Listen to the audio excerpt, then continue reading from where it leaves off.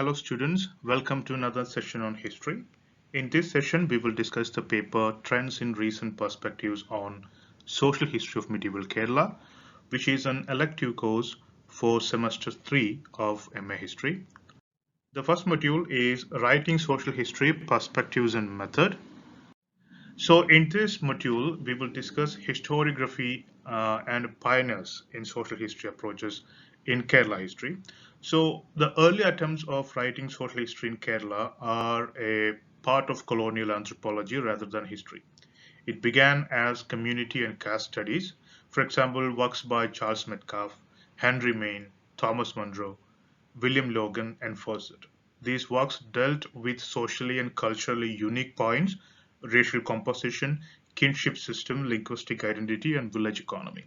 അപ്പോൾ കേരളത്തിന്റെ ചരിത്രമെഴുത്ത് തുടങ്ങുന്നത് വാസ്തവത്തിൽ ചരിത്രമായിട്ടല്ല, മറിച്ച് it began as community and caste studies. കേരളത്തിലെ സമൂഹങ്ങളെക്കുറിച്ചും വ്യത്യസ്ത ജാതികളെക്കുറിച്ചും ഒക്കെയുള്ള പഠനങ്ങളായിട്ടാണ് കേരളത്തിന്റെ സോഷ്യൽ ഹിസ്റ്ററിയുടെ തുടക്കം. അതിന്റെ തുടക്കക്കാരായിട്ടുള്ള ആളുകളാണ് Charles Metcalfe, Henry Maine, Thomas Munro, William Logan, Fawcett തുടങ്ങിയിട്ടുള്ള ആൾക്കാർ. And these works dealt with socially and culturally unique points like racial composition, kinship system, then linguistic identity, and village economy. ഇത്തരം കാര്യങ്ങളൊക്കെയാണ് അത്തരം ചരിത്രങ്ങളിൽ എഴുതിയിരുന്നത്. അതിലേതൊക്കെ ഉണ്ടായിരുന്നു? റേഷ്യൽ കോമ്പോസിഷൻ ഉണ്ടായിരുന്നു, kinship system ഉണ്ടായിരുന്നു. ഇവിടെ കേരളത്തിൽ നിലനിന്നിരുന്ന വ്യത്യസ്ത വംശത്തിൽപ്പെടുന്ന ആളുകളുടെ കുറിച്ചുള്ള പഠനം, അവരുടെ ഗോത്ര ജീവിത രീതിയെക്കുറിച്ചുള്ള പഠനം, അവരുടെ ഭാഷാപരമായിട്ടുള്ള പ്രത്യേകതകൾ, ഇത്തരം കാര്യങ്ങളൊക്കെയാണ് ഇത്തരം നേരത്തെ ഉണ്ടായിരുന്ന പഠനങ്ങളിൽ നമുക്ക് കാണാൻ സാധിക്കുന്നത്. ഇനി പിന്നീട് നമുക്ക് പ്രധാനപ്പെട്ട ചില പഠനങ്ങൾ നടത്തിയിട്ടുള്ള ആളുകളെ കുറിച്ച് പഠിക്കാം. അതിലാദ്യം KP Padmanabha Menon. He is regarded as the first modern historian of Kerala. Inaugurated an era of modern historical writing through his works, The History of Kerala and Kochi Rajya Charitram. രണ്ട് പ്രധാനപ്പെട്ട അദ്ദേഹത്തിന്റെ വർക്കുകളാണ് ഇത് രണ്ടും. He was a member of the Marumakatayam Committee of Tividankur in 1908. He examined the constitution and history of the matrilineal joint family system among the Niles.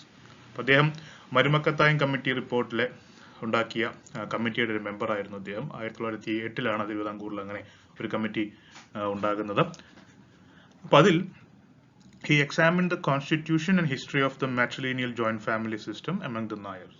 Nair വിഭാഗത്തിൽ നിലനിന്നിരുന്ന മരുമക്കത്തായവും അതിന്റെ രീതികളും അതിന്റെ ചരിത്രവും അതിന്റെ പ്രവർത്തനവും ഒക്കെ അദ്ദേഹം അതിൽ വളരെ വിശദമായിട്ട് പ്രതിപാദിക്കുന്നുണ്ട്. And in his report he discusses the origin of Marumakatayam, quoting the travelers from Abdul Razak to Buchanan and sociologists like Morgan, Maine and Westermarck. അപ്പോൾ അദ്ദേഹത്തിന്റെ റിപ്പോർട്ടിൽ നമ്മൾ നേരത്തെ പറഞ്ഞ മരുമക്കത്തായം കമ്മിറ്റി സബ്മിറ്റ് ചെയ്ത റിപ്പോർട്ടിനകത്ത് കേരളത്തിലെ എങ്ങനെയാണ് മരുമക്കത്തായം ഉണ്ടായത്, അതിന്റെ ഒറിജിൻ എങ്ങനെയാണ്, ഇത്തരം കാര്യങ്ങളൊക്കെ അദ്ദേഹം അബ്ദുൾ റസാഖ് മുതലുള്ള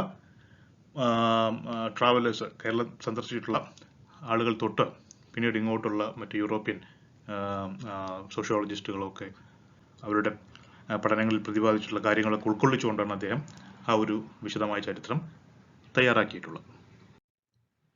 അദ്ദേഹത്തിന്റെ പ്രധാനപ്പെട്ട ഒരു വർക്കാണ് Kochi രാജ്യചരിത്രം. It has 2 volumes published in 1912 and 1940 respectively. He wrote this work to satisfy the long-felt need of a history of the Kochi state, dealing with more elaborately than was possible in state manuals. അപ്പോൾ വളരെ elaborate ആയിട്ടുള്ള ചരിത്രമാണ്, കൊച്ചി രാജ്യ ചരിത്രമാണ് കൊച്ചി രാജ്യ ചരിത്രത്തിലുള്ളത്. He borrowed some facts from C. Achyuthamenon, the author of the Cochin State Manual, in order to start his work. നേരത്തെ നിലവിലുണ്ടായിരുന്ന Cochin state മാനുവലിൽ നിന്നും ഒരുപാട് ഫാക്ട്സ് അദ്ദേഹം ഈ പുസ്തകം രചിക്കാൻ വേണ്ടി ഉപയോഗിച്ചിട്ടുണ്ട്. അതിന്റെ ഒന്നാമത്തെ പാർട്ടിൽ കൊച്ചിയുടെ ഏർലി ഹിസ്റ്ററി ഓഫ് കൊച്ചി, കൊച്ചിയുടെ തുടക്കകാലത്തുള്ള ചരിത്രമാണ് പറയുന്നത്. രണ്ടാമത്തെയും മൂന്നാമത്തെയും part 2 and 3 deals with the history of Kochi under the Portuguese and Dutch power, and the part 4 has survey of the history of Kochi under the British rule. ഇങ്ങനെ വ്യത്യസ്ത ചരിത്ര കാലഘട്ടങ്ങളെയാണ് വ്യത്യസ്ത പാർട്ടുകളായിട്ട് ഈ Kochi രാജ്യചരിത്രത്തിൽ ഉൾക്കൊള്ളിച്ചിട്ടുള്ളത്. It provides a detailed picture of the socio-economic and political history of Kochi, and he analyzes the sources of Kerala history in the initial chapters. He refused to accept the Parashurama legend. നമുക്കറിയാവുന്നതാണ് കേരളോൽപ്പത്തി എന്ന് പറയുന്ന ഗ്രന്ഥത്തിൽ പരശുരാമനാൽ നിർമ്മിക്കപ്പെട്ട പ്രദേശമാണ് കേരളം എന്ന ഒരു ഐതിഹ്യമുണ്ട്. ഐതിഹ്യത്തെ പൂർണ്ണമായിട്ടും ഇദ്ദേഹം തള്ളിക്കളയാണ് ചെയ്തിട്ടുള്ളത്. It was the first attempt to write the history of the Dutch and Portuguese era in a new perspective. നമ്മൾ നേരത്തെ കണ്ടു, ഡച്ചുകാരും പോർച്ചുഗീസുകാരും ഒക്കെ കേരളത്തിൽ വന്ന സമയത്തുള്ള ചരിത്രത്തെക്കുറിച്ച് അദ്ദേഹം ഇതിനകത്ത് എഴുതിയിട്ടുണ്ട്. So it was the first attempt to write the history of Dutch and Portuguese in Kerala. രണ്ടാമത്തെ പുസ്തകമാണ് History of Kerala. It consists of historical facts of the land known to him in the form of descriptive note attached to the correspondence of Bishop Cantor-Visscher's letters. However, when these notes were published in 1924 to 37, the editor called it a History of Kerala. അപ്പോൾ നോട്ടുകളാണ്, ഒരുപാട് ധാരാളം കുറിപ്പുകളുടെ ഒരു സമാഹാരമാണ് history of Kerala. Bishop കാൻഡർ-വിഷറിന്റെ കത്തുകളെ അടിസ്ഥാനപ്പെടുത്തിയാണ് ഈ history of Kerala രചിച്ചിട്ടുള്ളത്. അടുത്ത പ്രധാനപ്പെട്ട ചരിത്രകാരനാണ് ഇളംകുളം കുഞ്ഞൻ Pillai. And his works deals with the different aspects of Kerala history, like the formation of Malayalam language, cultural history, political, social and economic history of Kerala. അപ്പോൾ കേരളത്തിന്റെ ചരിത്രത്തിന്റെ വിവിധ തലങ്ങളെയൊക്കെ വളരെ വിശദമായിട്ട് പരിഗണിക്കുന്ന ചരിത്രമാണ് അദ്ദേഹത്തിന്റെ രചനകളിലുള്ളത്. ധാരാളം പുസ്തകങ്ങൾ അദ്ദേഹം എഴുതിയിട്ടുണ്ട്. അതിൽ പ്രധാനപ്പെട്ടവയാണ് താഴെ കൊടുത്തിട്ടുള്ളത്: സാഹിത്യമാലിക, കേരള ഭാഷയുടെ വികാസ പരിണാമങ്ങൾ, അതുപോലെ തന്നെ സാഹിത്യ ചരിത്ര സംഗ്രഹം തുടങ്ങിയിട്ടുള്ള വളരെ പ്രധാനപ്പെട്ട ധാരാളം വർക്ക്സ് അദ്ദേഹം പ്രൊഡ്യൂസ് ചെയ്തിട്ടുണ്ട്. He was the first historian to reconstruct the history of Kerala beyond the 9th century. He made a finding that Kerala is a part of the early Tamilagam. അപ്പോൾ തുടക്കത്തിൽ കേരളവും തമിഴകത്തിന്റെ ഭാഗമായിരുന്നു എന്ന് അദ്ദേഹം വാദിക്കുന്നു. Elamkulam wrote the medieval history of Kerala by using and linking the inscriptional and literary evidences. അതുപോലെ തന്നെ മധ്യകാല കേരളത്തിന്റെ ചരിത്രം എഴുതാൻ വേണ്ടി അദ്ദേഹം ധാരാളം ഇൻസ്ക്രിപ്ഷൻസും അതുപോലെ തന്നെ സാഹിത്യ രചനകളെയൊക്കെ അദ്ദേഹം സോഴ്സ് ആയിട്ട് ഉപയോഗിച്ചിട്ടുണ്ട്. He presented A chronological list of Chera rulers. അതുപോലെ തന്നെ കാലഘട്ടമനുസരിച്ച് കാലഗണനാനുക്രമണത്തിൽ അദ്ദേഹം ചേര രാജാക്കന്മാരുടെ ഒക്കെ ഒരു ക്രോണോളജിക്കൽ ലിസ്റ്റ് അദ്ദേഹം കണ്ടെത്തിയിട്ടുണ്ട്. He explains how the outside Aryans came to Kerala and dominated its original inhabitants. Ilankulam argued that the Aryans snatched the properties of the people of Kerala. പുറത്തുനിന്ന് ആര്യന്മാർ കേരളത്തിലേക്ക് വന്നത് എങ്ങനെയാണെന്നും ഇവിടെയുള്ള ആളുകളുടെ വസ്തുവകളൊക്കെ കൈവശപ്പെടുത്തിയത് എങ്ങനെയാണെന്നും ഒക്കെ അദ്ദേഹം വിശദീകരിക്കുന്നുണ്ട്. The Aryan Brahmins introduced a temple-centered lifestyle for the medieval Kerala society by replacing the Dravida gods in Sangam age. എന്നാണ് അദ്ദേഹത്തിന്റെ കണ്ടെത്തൽ.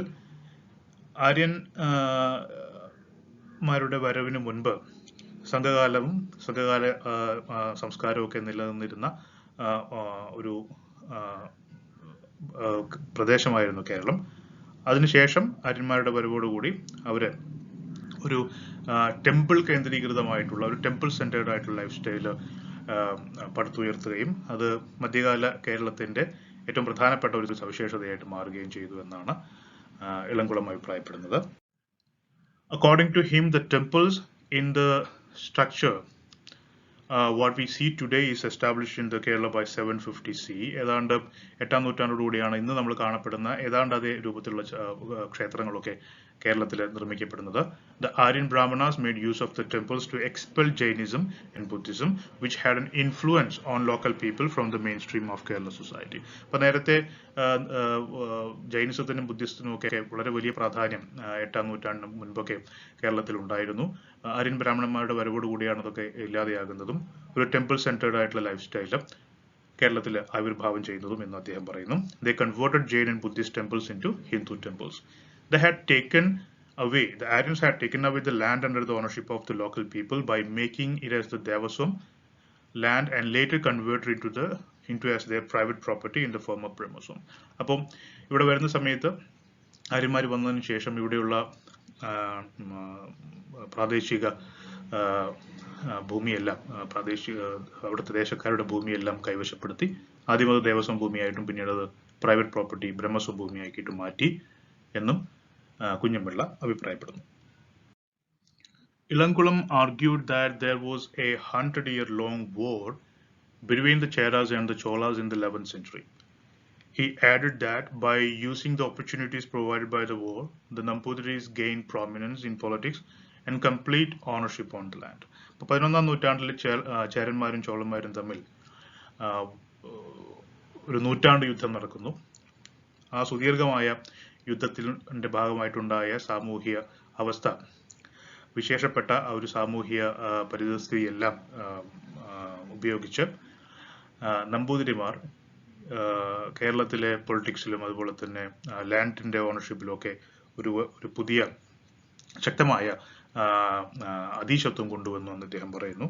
So that helped the Nampudiris to gain prominence in politics, and they also completed to own all the land in Kerala. They made temple properties as their private property. They made use of the Parshurama epic to justify the Nambudiri landlordism. നമ്മൾ നേരത്തെ കേരളോൽപ്പത്തിയിലൊക്കെ കാണുന്ന പരശുരാമനുമായി ബന്ധപ്പെട്ട ഐതിഹ്യം ഉപയോഗിച്ച് ഭൂമി കൈക്കലാക്കുന്ന ആ ഒരു പ്രക്രിയയെ ന്യായീകരിക്കാൻ അവർ ശ്രമിച്ചു എന്ന് പറയുന്നു. Ilankulam had an opinion that the Nambudiri landlordism took its complete form in the 13th century. 13ാം നൂറ്റാണ്ടാകുമ്പോഴേക്കും ഏതാണ്ട് പൂർണ്ണമായി ഈ നമ്പൂതിരി ലാൻഡ്ലോഡിസം ജന്മിത്വ രീതി കേരളത്തിൽ മുഴുവനായി പൂർണ്ണമായി നിലവിൽ വന്നു എന്നാണ് അദ്ദേഹം പറയുന്നത്. He made use of the literary evidences to throw light on the social life of Kerala after the decline of Perumal rule. He argued that the Aryan Brahmanas destroyed the egalitarian social structure existed during the Sangam age and introduced the caste system based on the untouchability in its place. അപ്പോൾ നേരത്തെ കേരളത്തിൽ നിലനിന്നിരുന്ന ഒരു egalitarian social structure, ആ ഒരു social സ്ട്രക്ചറിനെ, ഒരു സാമൂഹ്യ വ്യവസ്ഥയെ മാറ്റി നിർത്തി, സംഗമേജിൽ ഉണ്ടായിരുന്ന ആ ഒരു കാലഘട്ടത്തെ മാറ്റി നിർത്തി അന്നത്തെ സാമൂഹിക ബന്ധങ്ങളെയൊക്കെ മാറ്റിയിട്ട് ഒരു കാസ്റ്റ് സിസ്റ്റം, ഒരു ജാതി വ്യവസ്ഥയിൽ അടിസ്ഥാനപ്പെടുത്തിയുള്ള ഒരു പുതിയ സാമൂഹ്യ വ്യവസ്ഥ, അതിൻ്റെ ഒരു പ്രധാനപ്പെട്ട ഒരു ഭാഗം എന്ന് പറയുന്നത് ഈ അൺടച്ചബിലിറ്റി ആയിരുന്നു. ചില വിഭാഗങ്ങളെ തൊട്ടുകൂടാത്ത ആളുകളാക്കി മാറ്റി ഒരു പുതിയ ജാതി വ്യവസ്ഥയുടെ അടിസ്ഥാനത്തിലുള്ള സമൂഹം ഈ ആര്യൻ ബ്രാഹ്മിൻസ് ഉണ്ടാക്കി. He also put forwarded some arguments about the formation of agrarian society in Kerala, and he identified the importance of merchant guilds like Anjuvannam and Manigramam in the social and economic life in medieval Kerala. അതുപോലെ തന്നെ കേരളത്തിന്റെ കാർഷിക മേഖല, അതിന്റെ ആവിർഭാവം, അതെങ്ങനെയാണ്, അതിന്റെ developments, ഇതിനെ കുറിച്ചൊക്കെ അദ്ദേഹം വളരെ വിശദമായി തന്നെ അദ്ദേഹത്തിന്റെ പല ആർഗ്യുമെന്റ്സും ഉണ്ട്. And he also identified the importance of Manigramam and Anjuvannam. Anjuvannam, Manigramam എന്നൊക്കെ പറയുന്നത് അക്കാലത്ത് ഉണ്ടായിരുന്ന മർച്ചന്റ് ഗിൽഡ്സ് ആണ്, വ്യാപാരികളുടെ ഓർഗനൈസേഷൻസ് ആണ്. വ്യാപാരികളുടെ അല്ലെങ്കിൽ നമ്മൾ ഈ മർച്ചന്റ്സിന്റെ ഒരു സംഘടന എന്ന രീതിയിലൊക്കെ നമുക്ക് കാണാവുന്ന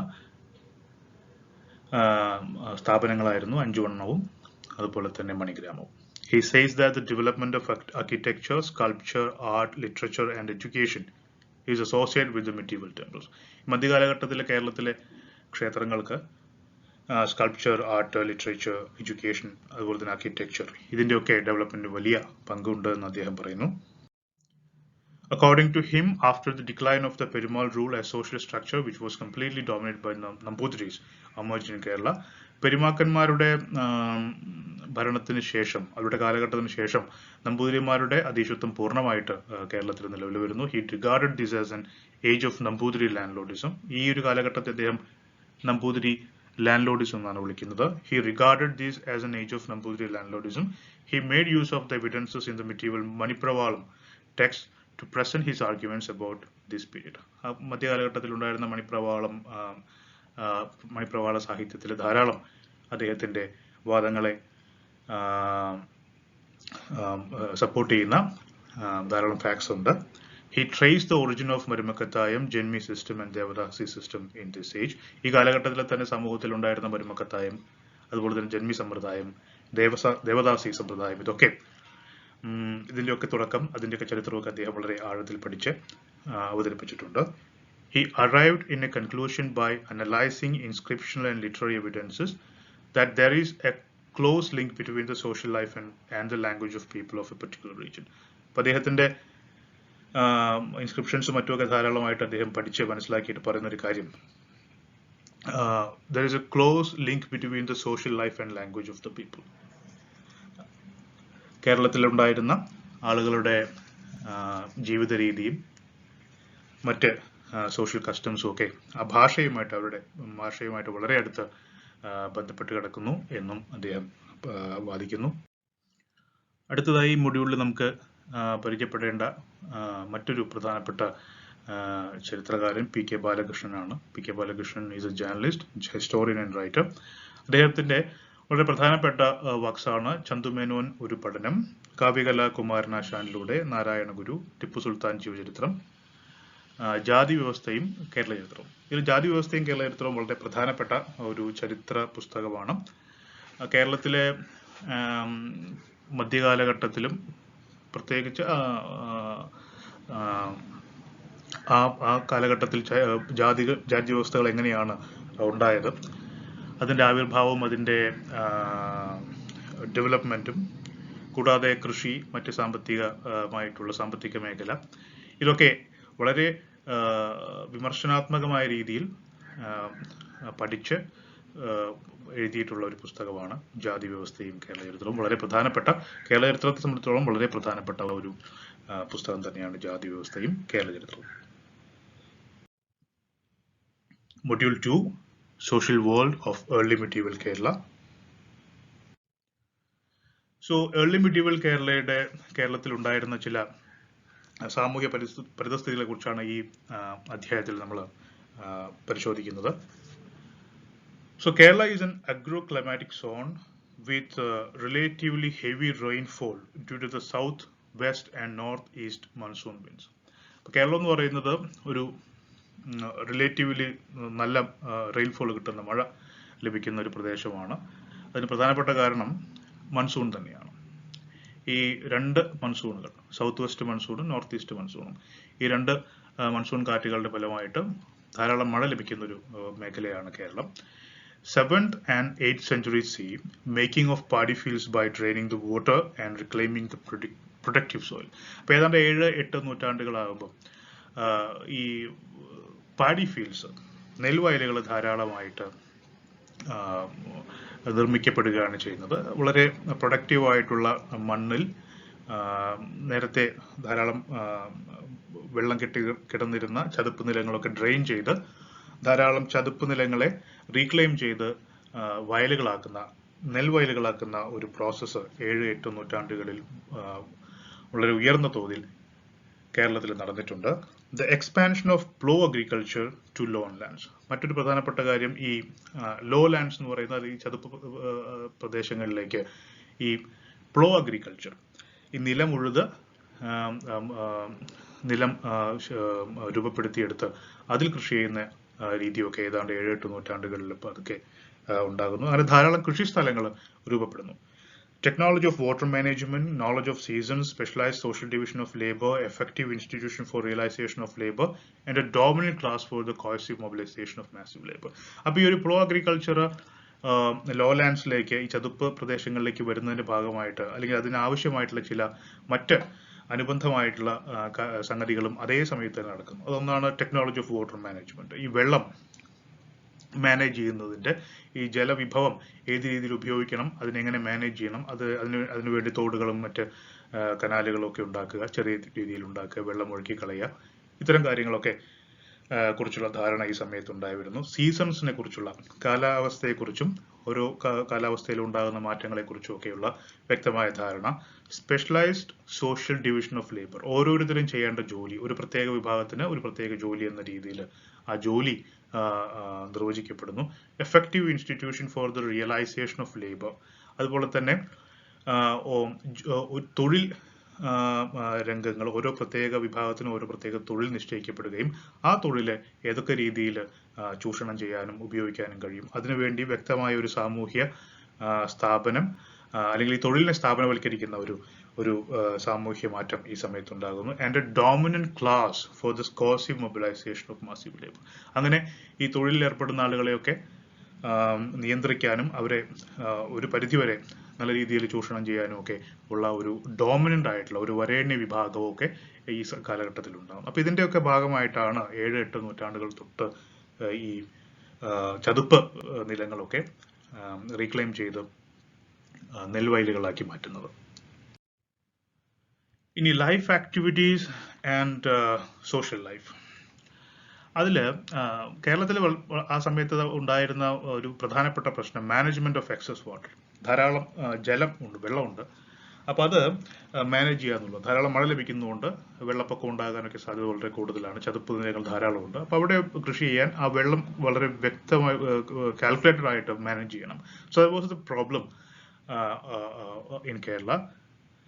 The Brahmana households settled along the red soil fringes of the alluvial ecosystem, and the use of the clan labor drawn from the neighborhood was the major factor responsible for agrarian expansion in Kerala. അപ്പോൾ കേരളത്തിലെ കാർഷിക മേഖലയുടെ, പ്രത്യേകിച്ച് മധ്യകാല കേരളത്തിന്റെ കാർഷിക മേഖലയുടെ വളർച്ചയ്ക്ക് പ്രധാനമായിട്ടുള്ള കാരണം ഈ നമ്മൾ നേരത്തെ പറഞ്ഞ ആര്യൻ ബ്രാഹ്മിൻസ് വന്ന ഈ തരം സ്ഥലങ്ങളിൽ സെറ്റിൽ ചെയ്യുന്നു. എന്നിട്ട് അവര് ഇവിടെയുള്ള ഇതുമായിട്ടുള്ള ആളുകളെ പ്രത്യേക ഗ്രൂപ്പുകളായി മാറ്റി, പ്രത്യേക ജാതികളാക്കി മാറ്റി അവരെ ഒരു കൃഷിയിൽ തൊഴിൽ എടുക്കുന്നവരായിട്ട് ഉപയോഗിക്കുകയാണ് ചെയ്യുന്നത്. അപ്പോൾ അത് വളരെ പ്രധാനപ്പെട്ട ഒരു സാമൂഹ്യ മാറ്റമാണ്. The integration of workforce into the occupation groups of hereditary specialization with agrarian settlements involved the process of formation of Kammalar or the artisans of craftsmen and Adiyalar, ഇത് subjected tillers out of the clan. അപ്പൊ അങ്ങനെ വ്യത്യസ്ത ജോലി ചെയ്യുന്ന ആളുകൾക്ക് പ്രത്യേക ഗ്രൂപ്പുകൾ, പിന്നീട് ജാതിയായിട്ട് മാറും. അങ്ങനെ പല ഗ്രൂപ്പുകൾ രൂപം കൊള്ളുന്നു. ഫോർ എക്സാമ്പിൾ ആർട്ടിസാൻസും ക്രാഫ്റ്റ്സ്മെൻസും ഒക്കെ പെടുന്ന ഒരു ഗ്രൂപ്പ് അവർ കമ്മാളർ എന്ന പേരിലാണ് അറിയപ്പെടുന്നത്. അടിയാളർ എന്ന് പറയുന്നത് ഈ ഭൂമിയിൽ ജോലി ചെയ്യുന്ന, വയലുകളിൽ ജോലി ചെയ്യുന്ന അടിമകളായിട്ടുള്ള തൊഴിലാളികളാണ്. അപ്പൊ ഇവരൊക്കെ ഇവിടുത്തെ ആളുകളിൽ നിന്ന് തന്നെയാണ് സെലക്ട് ചെയ്തെടുക്കുന്നത്. അതിനെയൊക്കെ ഒരൊറ്റ ഒരു വർക്ക് ഫോഴ്സിന്റെ, വ്യത്യസ്ത തലങ്ങളുള്ള വർക്ക് ഫോഴ്സിന്റെ ഒരു ഇന്റഗ്രേറ്റഡ് ഫോം ആക്കി മാറ്റുകയാണ് ഈ കാലഘട്ടത്തിൽ ബ്രാഹ്മണ ഹൗസ് ഹോൾഡ്സ് ചെയ്യുന്നത്. The transformation of kin labor to non-kin labor was the first major change. The transformation of clans into castes implies simple clannish settlements into structured agrarian villages. Millet dominant economy was transformed into a paddy dominant economy. അതാണ് മറ്റൊരു പ്രത്യേകത. അപ്പോൾ ഈ ഒരു കിൻ labour എന്ന് പറയുന്ന നേരത്തെ ഉണ്ടായിരുന്ന ഒരു പ്രത്യേക ഗ്രൂപ്പിൽ പെടുന്ന ആളുകൾ അവരുടേതായിട്ടുള്ള കാര്യങ്ങളൊക്കെ ചെയ്ത് ഒരു കുടുംബം അല്ലെങ്കിൽ ഒരു പരസ്പരം വളരെയധികം ബന്ധപ്പെട്ട് കിടക്കുന്ന ആളുകൾ ഒരു ജോലി ചെയ്തു വന്നിരുന്നതിൽ നിന്ന് മാറിയിട്ട് നോൺ കിൻ ലേബറിലേക്ക് കേരളം മാറുകയാണ് ചെയ്യുന്നത്. അതായത് പല സോഷ്യൽ ഗ്രൂപ്പുകളായി മാറുകയും അവരൊക്കെ പ്രത്യേകം ജോലികൾ ചെയ്യാൻ നിർബന്ധിതരാവുകയും അല്ലെങ്കിൽ അതിലേക്ക് മാറ്റപ്പെടുകയും ചെയ്യുന്നു. അപ്പൊ ഇങ്ങനെ ഉണ്ടാകുന്ന ട്രാൻസ്ഫോർമേഷന്റെ ഭാഗമായിട്ട് ഈ ക്ലാൻസ് എല്ലാം ഇത്തരത്തിലുള്ള ചെറിയ ഗ്രൂപ്പുകൾ, വംശങ്ങളിൽ പെടുന്ന പ്രത്യേക ഗ്രൂപ്പിൽ പെടുന്ന ആളുകളൊക്കെ പിന്നീട് കാസ്റ്റുകളായിട്ട് മാറുന്നു. അതിന്റെ ഭാഗമായിട്ട് ധാരാളം മില്ലറ്റ്സും മറ്റുമൊക്കെ കൃഷി ചെയ്തുണ്ടാക്കിയിരുന്ന ഒരു സമ്പദ് വ്യവസ്ഥയിൽ നിന്ന് മുഴുവനായിട്ട് ഏതാണ്ട് നെല്ല് കൃഷി ചെയ്യുന്ന, വയലുകൾ ധാരാളമുള്ള നെൽകൃഷി ചെയ്യുന്ന ഒരു പാഡി ഡോമിനേറ്റഡ് ആയിട്ടുള്ള എക്കോണമിയിലേക്ക് ലൈഫ് മാറുകയാണ് ചെയ്യുന്നത്. The temple inscriptions appearing from the 9th century show that the temple-centered Brahmin settlements had become well established by the beginning of the 9th century with extensive control over the fertile tracts of Kerala. അപ്പോൾ അങ്ങനെ 9ാം നൂറ്റാണ്ടിന് ശേഷം 10 നൂറ്റാണ്ടുകളൊക്കെ ആകുമ്പോഴേക്കും ഇങ്ങനെ ഒരു ക്ഷേത്ര കേന്ദ്രീകൃതമായ, ക്ഷേത്രത്തിനും ബ്രാഹ്മണർക്കും വളരെയധികം അധികാരങ്ങളുള്ള, അവരുടെ മേൽക്കോയ്മ നിലനിൽക്കുന്ന ഒരു വലിയ കാർഷിക മേഖല കേരളത്തിൽ ഉരുത്തിരിഞ്ഞു വരുന്നു. The individual Brahmana households were transformed into corporate village settlements. അപ്പോൾ പീപ്പിൾ ആൻഡ് മെറ്റീരിയൽ കൾച്ചറിനെ കുറിച്ചാണ് നമ്മൾ പറയുന്നത്. അപ്പോൾ ഒരു ഇൻഡിവിജ്വൽ ബ്രാഹ്മണ ഹൗസ് ഹോൾഡ് പതുക്കെ അത് എന്തായാലും വരുന്ന ഒരു കോർപ്പറേറ്റ് വില്ലേജ് സെറ്റിൽമെന്റ്സ് ആയിട്ട് മാറുന്നു. For this process, they made use of the ritual charisma, then social command, then legitimacy, structure of control, institutional devices, and various systems of knowledge and technologies of management, and they succeeded in causing the massive labor of the clans for the conversion of the wetland ecosystem of Kerala into paddy fields. അപ്പോൾ ഇങ്ങനെ ഒരു ബ്രാഹ്മണ മേൽക്കോയ്മ വരാൻ വേണ്ടിയിട്ട് ആ ഒരു പ്രോസസ്സിന്റെ പുറകിൽ ധാരാളം കാര്യങ്ങളുണ്ട്. അതിലൊന്ന് റിച്വൽ കരിഷ്മയാണ്. അതായത് ധാരാളം ആചാരങ്ങൾ, പുതിയ ആചാരങ്ങളും വിശ്വാസങ്ങളും ഒക്കെ കൊണ്ടുവരുന്നു. അതിന്റെ ഒപ്പം തന്നെ ഒരു സോഷ്യൽ കമാൻഡ് നേടിയെടുക്കുന്നു. മറ്റെല്ലാ വിഭാഗങ്ങളെയും മുകളിലാണ് തങ്ങൾ എന്നുള്ള ഒരു സോഷ്യൽ കമാൻഡ് രൂപപ്പെടുത്തിയെടുക്കുന്നു. ലെജിറ്റിമസി സ്ട്രക്ചർ ഓഫ് കൺട്രോൾ, ആ ഒരു സ്ട്രക്ചർ ഓഫ് കൺട്രോൾ, ഈ പറയുന്ന അധികാരം വളരെ ന്യായമുള്ളതാണ് എന്നൊരു തോന്നൽ ഉണ്ടാക്കുന്നു. അതിനു വേണ്ടിയിട്ടുള്ള ധാരാളം ടെമ്പിൾസും അതുപോലെ തന്നെയുള്ള ഇൻസ്റ്റിറ്റ്യൂഷണൽ ഡിവൈസസും ജാതി വ്യവസ്ഥയൊക്കെ ഉണ്ടാകുന്നു.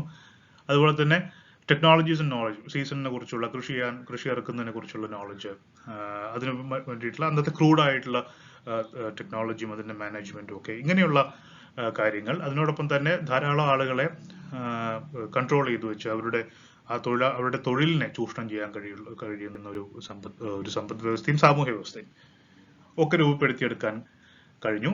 അതിന്റെ ഭാഗമായിട്ട് തന്നെ കേരള ഒരു വെറ്റ്ലാൻഡ് ചതുപ്പ് പ്രദേശമായിരുന്ന വെറ്റ്ലാൻഡ് എക്കോസിസ്റ്റത്തെ ഒരു പാഡി ഫീൽഡ് ധാരാളമുള്ള, വയലുകൾ ധാരാളമുള്ള ഒരു പ്രദേശമാക്കി മാറ്റുകയും ചെയ്തു. The main characteristics were specialized division of labor, its crystallization into hereditary occupation, and their non-economic coercive modes of social realization. അപ്പോൾ ഈ കാലഘട്ടത്തിന്റെ ചില പ്രത്യേകതകൾ എന്ന് പറഞ്ഞാൽ, ക്യാരക്ടറിസ്റ്റിക്സ് എന്ന് പറഞ്ഞു കഴിഞ്ഞാൽ ഡിവിഷൻ ഓഫ് ലേബർ ആണ്. ഓക്കെ, തൊഴിലിലെ ഡിവിഷൻ ഉണ്ട്. ഓരോ തൊഴിലും ഒരു പ്രത്യേക വിഭാഗത്തിനായിട്ട് കൽപ്പിച്ചു കൊടുത്തിട്ടുണ്ട്. അങ്ങനെ പ്രത്യേക ജോലി ചെയ്യുന്നവരൊക്കെ പിന്നീട് എന്താകുന്നു, അത് അവരുടെ ഹെറിഡിറ്ററി ഒക്യുപ്പേഷൻ ആയിട്ട് മാറുന്നു. പരമ്പരാഗതമായി അവരത് തന്നെ ചെയ്ത് മുന്നോട്ട് പോവുകയും ഒരു പ്രത്യേക വിഭാഗവും ജാതിയായിട്ട് മാറുന്നു. And their non economic coercive modes of socialisation. അതുപോലെ തന്നെ സോഷ്യൽ സാമൂഹ്യ വ്യവസ്ഥയിൽ ഓരോ തട്ടായിട്ട് മാറ്റി മുകളിൽ നിൽക്കുന്ന ആളുകൾക്ക് അവരെ താഴെയുള്ളവരെ വളരെ എഫക്റ്റീവായിട്ട് കൺട്രോൾ ചെയ്യാനും അവരെ മാനിപ്പുലേറ്റ് ചെയ്യാനുമുള്ള ഒരു സാമൂഹ്യ വ്യവസ്ഥയും ഉണ്ടാകുന്നു. The inscriptions of the Perumals of Mahodayapuram shows that along with the grants of land, the rulers make provision in the character for artisans and craftsmen essential for the new settlement. ഒരു പുതിയ settlement ഉണ്ടാക്കുന്ന സമയത്ത് നമ്മൾ പല ഇൻസ്ക്രിപ്ഷൻസും കാണുന്നത് വെച്ച് കഴിഞ്ഞാൽ ലാൻഡിനൊപ്പം തന്നെ അവിടെ ജോലിയെടുക്കാനും അതുമായി ബന്ധപ്പെട്ട് ആ സെറ്റിൽമെന്റിൽ ആവശ്യമുള്ള മറ്റ് സർവീസസ് ഒക്കെ നൽകുന്ന ആളുകളെയൊക്കെ ഒരുമിച്ച് അതിന്റെ ഒപ്പം തന്നെ ലാൻഡ് ഗ്രാൻഡിന്റെ ഒപ്പം തന്നെ ട്രാൻസ്ഫർ ചെയ്യുന്ന പല സംഭവങ്ങളും സന്ദർഭങ്ങളും നമുക്ക് ഇൻസ്ക്രിപ്ഷൻസ് തന്നെ, അതും പെരുമാൾസിന്റെ സമയത്തുണ്ടായിരുന്ന ഇൻസ്ക്രിപ്ഷൻ തന്നെ നമുക്ക് കാണാൻ സാധിക്കുന്നതാണ്. മറ്റൊരു പ്രത്യേകത മൾട്ടിപ്പിൾ എക്കോണമീസ് ആണ്. In a multiple economy, the inhabitants of different zones have multiple modes of occupation pattern in a diverse environment. വളരെ വ്യത്യസ്തമായിട്ടുള്ള ഡൈവേഴ്സ് ആയിട്ടുള്ള ഒരു എൻവയോൺമെന്റിൽ വ്യത്യസ്തമായിട്ടുള്ള ജോലികളാണ്, വ്യത്യസ്തമായിട്ടുള്ള ഒക്യുപ്പേഷൻ പാറ്റേൺ ആണെങ്കിൽ നമ്മൾ അതിൽ നിന്നുണ്ടാകുന്ന സമ്പദ് വ്യവസ്ഥയെ നമ്മൾ മൾട്ടിപ്പിൾ എക്കോണമീസ് എന്ന് വിളിക്കും. ഫോർ എക്സാമ്പിൾ, ആ സമയത്ത് ഒന്നായിരുന്നു the wetland agriculture. The wetland agriculture in the river valleys represented a group of cultivators involved in paddy cultivation. അപ്പോൾ നമ്മൾ നേരത്തെ കണ്ട ചതുപ്പ് നിലങ്ങളിൽ നിന്ന് റീക്ലെയിം ചെയ്തെടുത്തിട്ടുള്ള ഭൂമിയിൽ ലോലാൻഡിലൊക്കെ ധാരാളം പാഡി കൾട്ടിവേഷൻ നടക്കുന്നത്. അപ്പോൾ അവിടെ ഒരു വെറ്റ്ലാൻഡ് അഗ്രികൾച്ചറും അതുമായി ബന്ധപ്പെട്ട ഒരു എക്കോണമി ഉണ്ടായിരുന്നു. മറ്റൊന്ന് the mixed crop cultivation mostly in the laterite region also sustain various groups of settlers. മറ്റൊന്ന് നമ്മുടെ ധാരാളം ഈ ചെങ്കല്ല് ഉള്ള ലാറ്ററൈറ്റ് ഉള്ള ഏതാണ്ട് കേരളത്തിന്റെ ഭൂപ്രകൃതി നോക്കുകയാണെങ്കിൽ ഒരു ഇടനാട് എന്ന് പറയുന്ന ഈ മലയോര പ്രദേശങ്ങളോട് ചേർന്ന് കിടക്കുന്ന താഴ്ന്ന ധാരാളം ലാറ്ററൈറ്റ് ഉള്ള ഏരിയ, ആ സ്ഥലത്ത് മിക്സ്ഡ് ക്രോപ്പ് കൾട്ടിവേഷൻ നടന്നിരുന്നു. ഒന്നിൽ കൂടുതൽ വിളകൾ അവിടെ കൃഷി ചെയ്തിരുന്നു. Then they had A mixed crop cultivation based economy. Then we have pepper, cardamom and cinnamon were cultivated in forest adjacent to settled areas. അതുപോലെ തന്നെ കുറച്ചുകൂടി ഉയർന്ന കാട് ഒക്കെയുള്ള പ്രദേശങ്ങളിൽ പെപ്പറും കാർഡമവും സിന്നമോണും ഒക്കെ കുരുമുളകും അതുപോലെ തന്നെ ഏലവും ഒക്കെ കൃഷി ചെയ്തിരുന്ന മറ്റൊരു മേഖല ഉണ്ടായിരുന്നു. The punam cultivation in the forested areas also included millets and mountain paddy. ഒരുപാട് ഉയർന്ന സ്ഥലങ്ങളിൽ മില്ലറ്റ്സ് അതുപോലെ നമ്മുടെ ചോളം തിന പോലെയുള്ള ധാന്യങ്ങളും അതുപോലെ തന്നെ ഈ മലമ്പ്രദേശങ്ങളിൽ പ്രത്യേക രീതിയിൽ കൃഷി ചെയ്യുന്ന നെല്ലും ഒക്കെ ഉണ്ടായിരുന്നു. അങ്ങനെ വ്യത്യസ്തമായിട്ടുള്ള എക്കോണമീസ് ആ കാലഘട്ടത്തിൽ നിലനിന്നിരുന്നു. Social spaces and social divisions. Keshavan Veluthar had argued that Kerala became a separate geographical unit with more or less definite boundaries, and that unit became the state by the 9th century. 9ാം നൂറ്റാണ്ടോടുകൂടി Keralam ഏതാണ്ടൊക്കെ അതിർത്തി നിശ്ചയിക്കപ്പെട്ടിട്ടുള്ള ഒരു പ്രത്യേക പ്രദേശമായിട്ട് മാറിയിട്ടുണ്ട് എന്നാണ് കേശവൻ വെളുത്താട്ട് അദ്ദേഹത്തിന്റെ അഭിപ്രായം അങ്ങനെയാണ്. The Chera king called himself Mahodaya Pura Parameshwara, that means the Lord, Supreme Lord of the city of Mahodaya. ഒരു മഹോദയപുരത്തിന്റെ അധിപൻ എന്ന രീതിയിൽ ചേര രാജാവ് അദ്ദേഹത്തെ സ്വയം വിശേഷിപ്പിക്കുന്നത് നമ്മൾ ഈ സമയത്ത് കാണുന്നതാണ്. The Brahmin settlements of this period were scattered along the many fertile river valleys between the Western Ghats and the Arabian Sea, and they occupied land most suitable for rice cultivation. Rice cultivation വേണ്ടിയിട്ട് ഉള്ള ഇപ്പോൾ western ഗട്ട്സിനും സഹ്യപർവ്വതത്തിനും Arabian കടലിനും ഇടയിലുള്ള ആ rice cultivation ഏറ്റവും suitable ആയിട്ടുള്ള സ്ഥലത്താണ് ഏറ്റവും കൂടുതൽ ബ്രാഹ്മൺ സെറ്റിൽമെന്റ്സ് വന്നിട്ടുള്ളത്. And these settlers were largely interested in cultivation fields and plantation of plains with assured water supply around there. ഇപ്പോൾ വെള്ളം വർഷം മുഴുവനും ആവശ്യത്തിന് വെള്ളം ലഭിക്കുന്ന ഇത്തരം പ്രദേശങ്ങളിലാണ് ഈ സെറ്റിലേഴ്സ് ബ്രാഹ്മൺ സെറ്റിലേഴ്സ് കൃഷി കൊണ്ടുവരുന്നതും അതിനെ ഡെവലപ്പ് ചെയ്യുന്നതും.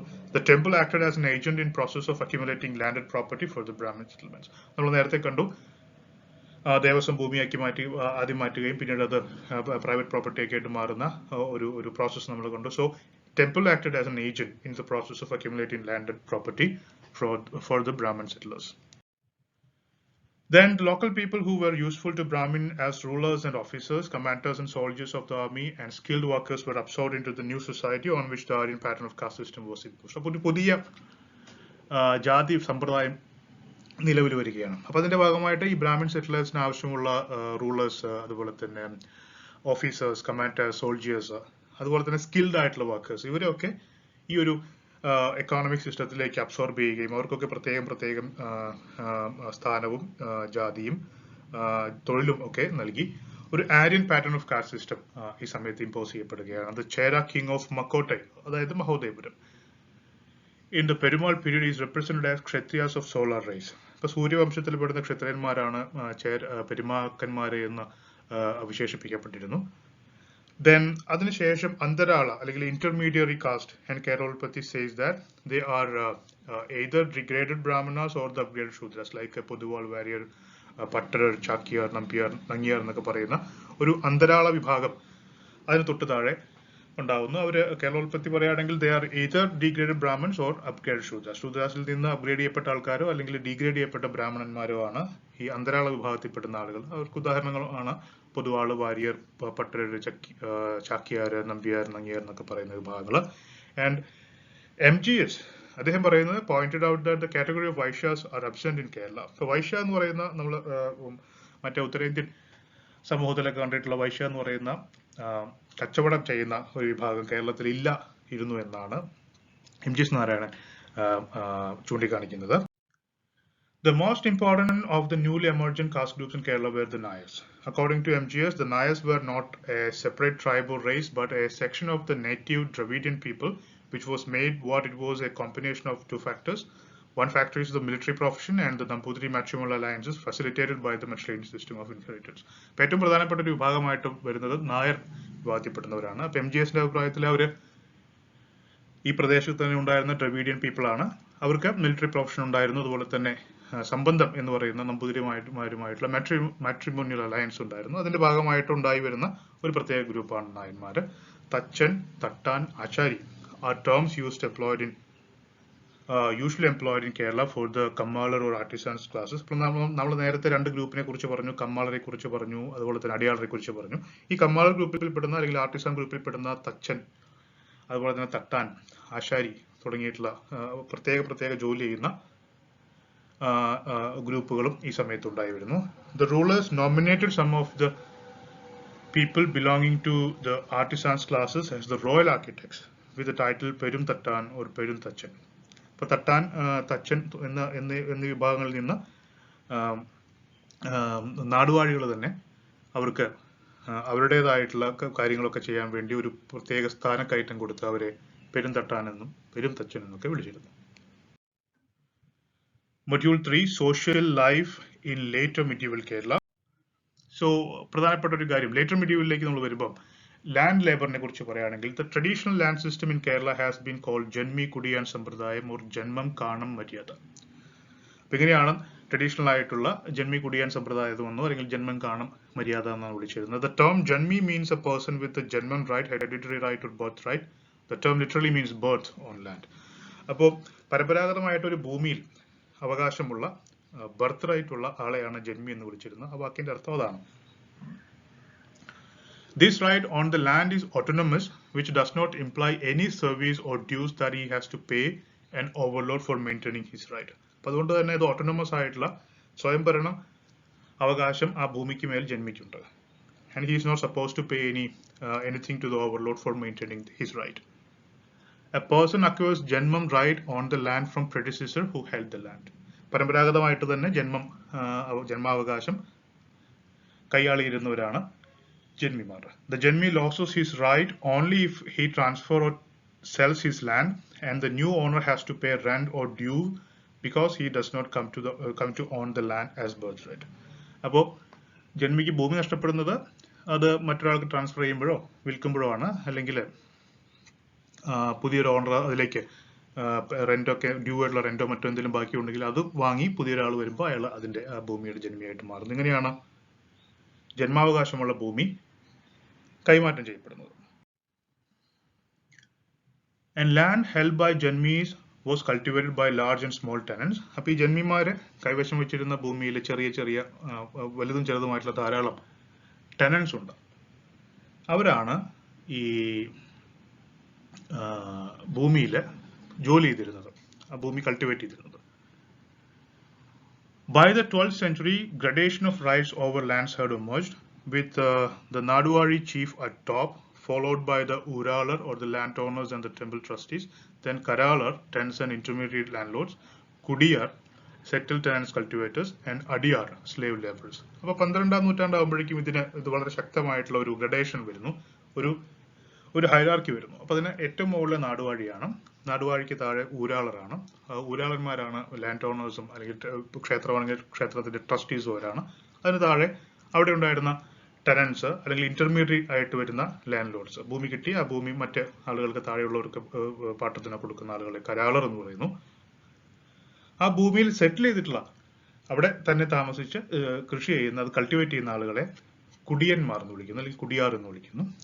അതിനും താഴെ സ്ലേവ് ലേബേഴ്സ് ആയിട്ടുള്ള അടിമ ജോലിക്കാരായിട്ടുള്ള ആളുകളെയാണ്, ഏറ്റവും ബോട്ടം ത്തിലുള്ള ആളുകളെയാണ് അടിയാർ എന്ന് വിളിച്ചത്. അപ്പൊ ഇങ്ങനെ വളരെ ഹൈറാർക്കിക്കലായിട്ടുള്ള ഒരു സിസ്റ്റം, സോഷ്യൽ സ്ട്രക്ചർ 12ാം നൂറ്റാണ്ടോടുകൂടി ശക്തമായിട്ട് കേരളത്തിൽ ഉണ്ടാകുന്നു. ഇനി കച്ചംസ് എന്ന് പറയുന്ന ലീഗൽ കോഡ്സ് ഉണ്ട്. Customs or legal codes were created to sustain the authority of the land owners over the tenants and servile classes. അപ്പോൾ കച്ചം എന്ന് പറയുന്നത് ലീഗൽ കോഡ്സ് ആണ്, ചില നിയമങ്ങളാണ്, റൂൾസ് ആണ്. ആ റൂൾസ് ഈ ഒരു അവസ്ഥയെ നിലനിർത്താൻ വേണ്ടിയിട്ടുള്ള നിയമങ്ങളെയാണ് നമ്മൾ കച്ചം എന്ന് പറയുന്നത്. അപ്പോൾ അതിന്റെ അടിസ്ഥാനത്തിലാണ് ഓരോ പ്രത്യേക വിഭാഗത്തിൽപ്പെടുന്നവർക്കും അവരുടെ ജോലി എന്താണ്, അവരുടെ റൈറ്റ്സ് എന്താണ്, അല്ലെങ്കിൽ അവരുടെ ഡ്യൂട്ടീസ് എന്താണ്, അവരുടെ ഒബ്ലിഗേഷൻസ് എന്താണ്, ഇത്തരം കാര്യങ്ങളൊക്കെ ഈ കച്ചംസ് ആണ് തീരുമാനിച്ചിരുന്നത്.